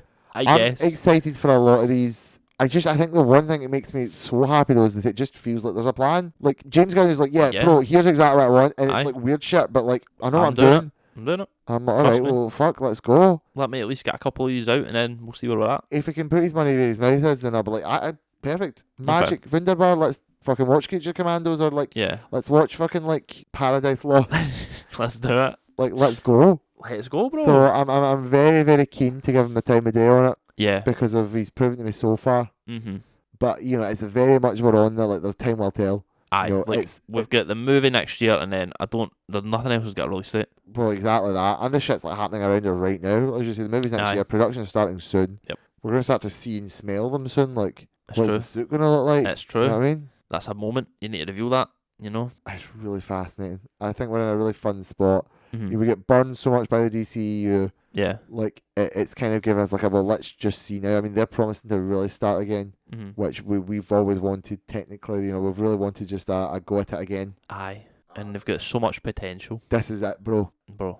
So, like, This is the moment. If they screw this one up, then I'll be basically like never trust them again. Like, yeah, like DC's fucked forever. We really can't do it again. Then we cannot flub it again. Like, we can't even try for another 10 years, really. Let's be honest. Literally, like, we need to just aye. let it die for a minute. Literally, just nobody makes anything for like a hot minute, just to give it a fresh slate. Like, please, man. Fuck, man. Is that us, do you think? I think so, man. We've said all we had to say about DCEU. May it rest in peace. Aye. Nowhere near a succinct amount of time. We really burnt the candle at both ends on this one, but, you know, it was always going to be a hearty one because it's such a complex discussion for, like, both of us who have such dichotomous, as it say there. I mean, that's kind of the word anyway, but like different takes basically. Aye. Although, you know, we matched up a lot more. We both surprised each other a wee bit. I mean, you surprised me. I surprised myself. Damn. It was, you know, it was a experiment that's like, yeah, I get why they did it. And we all needed it to happen. You know, when MCU took off, the next question was, okay, can we get this for DC then? Aye. And it was like, well, shit, let's try it. And they just never really found the right path for them. And they were just obsessed with like meddling and shit like that. It's a whole narrative. We've said a couple of times. Can't wait for the book. Like, can't wait for the embargoes to be over. And I need the book. It's just like I need the Kathleen Kennedy book. Like, I need it just to see what's happening. Just like an idea, man. Like, so let me peek behind the curtain real quick. But, you know, if it gives way to like a really cool like sort of new DC universe, and we'll see what they do with the old characters. They might do an MCU in like a couple of like 4 or 5 years from now. They do like a fucking like a new Flash movie, and he travels to like a different universe, and there's like Ben Affleck Batman, like Henry Cavill's like on a farm somewhere, literally that way. Being like, old as fuck. Did you ever watch the CW Crisis on Infinite Earths? No. Bro, they meet Smallville, and it's just like, bro, I'm post Smallville. I'm not even really Superman anymore. I just live on a farm now. Just out here. Bro, I could sit and talk about the CW adaptation for fucking ever. The ups and downs of that. There's a lot. That was surprisingly good, but with serious like caveats. Like, by the way, you need to enjoy a lot of stuff to get into this. Literally. Like, there's a lot of stuff you need to just sit through. Don't watch this season, watch that season. Yeah. Don't watch that season, don't watch that season, but watch that season. Definitely. See, when that happens, forget that. It doesn't matter. Like, literally. I had a good fun with that one, at least. More fun than some of the DCEU stuff, at least. But yeah. I'm keen to see how they grow, and then I'm keen to see how they look back on it. You know, because I think for all people are going to look back on it like well enough when regards to knowing their benefits. People are always going to be like, oh man, main Ben Affleck Batman, main Henry Cavill Superman, main like fucking like Ezra Miller Flash, and I'm like, that's like an issue. But like, you know what I mean. Like, people are going to probably look back on it and look at the positives. They'll probably do what they did with like Star Wars and Marvel, where they like just rip out the little bits and positives of like the last ones, like hang on to them. Well, hang on to them and like redistribute them. Like, oh man, do you want, we'll give a wee kick, we'll chuck in a wee Henry Cavill's Superman cameo. Like, how do you go? Have that. Mind that. That was good. Put Henry Cavill's like Jor-El in the fucking Superman legacy. He's that. Literally the wise one guiding them. Bro. Well, I think that about wraps it up. I think so. Yeah. Thanks for joining us. Thank you. It's been a hot one. It's been a man fire one. Fucking opinions been thrown. Hot and spicy. We'll catch you on the next one. The next one, whatever it may be. Whatever it may be. What an idea, should I get in, man? It's a lie. I've got a fucking book full of them. It does, to be fair. I've got a full list in the book about it, so don't worry about it. Although some of them are like, I think one of them's like Indiana Jones, so I need to like cross them out now as well. Cross that out. I mean, something will happen tomorrow. Don't worry about it. Bro, tomorrow they're putting it to PS5. It's never ending, man. Next week, Phil Spencer's like, we're going to have a call. Next week, we are PS5. Imagine just next week, just you wake up and every like Xbox social media account's just like Sony. Bro. Like, bro, what the fuck happened to you? We merged. What timeline's this? I don't know, bro. I'm scared. Right. Thank you, Graham. Thank you, Ewan. You have a good night. Yes, you have a good night too. Anyone listening, have a good night as well, alright? Sure. Love you guys. Bye. Bye. Scenes is a fan-created podcast. We have no affiliation with any of the brand studios or properties mentioned. All views are our own. Produced and edited by my partner, Rebecca. Music is provided by Epidemic Sound, and the cover artwork was commissioned by Rhiannon Kagoe on Twitter or Instagram.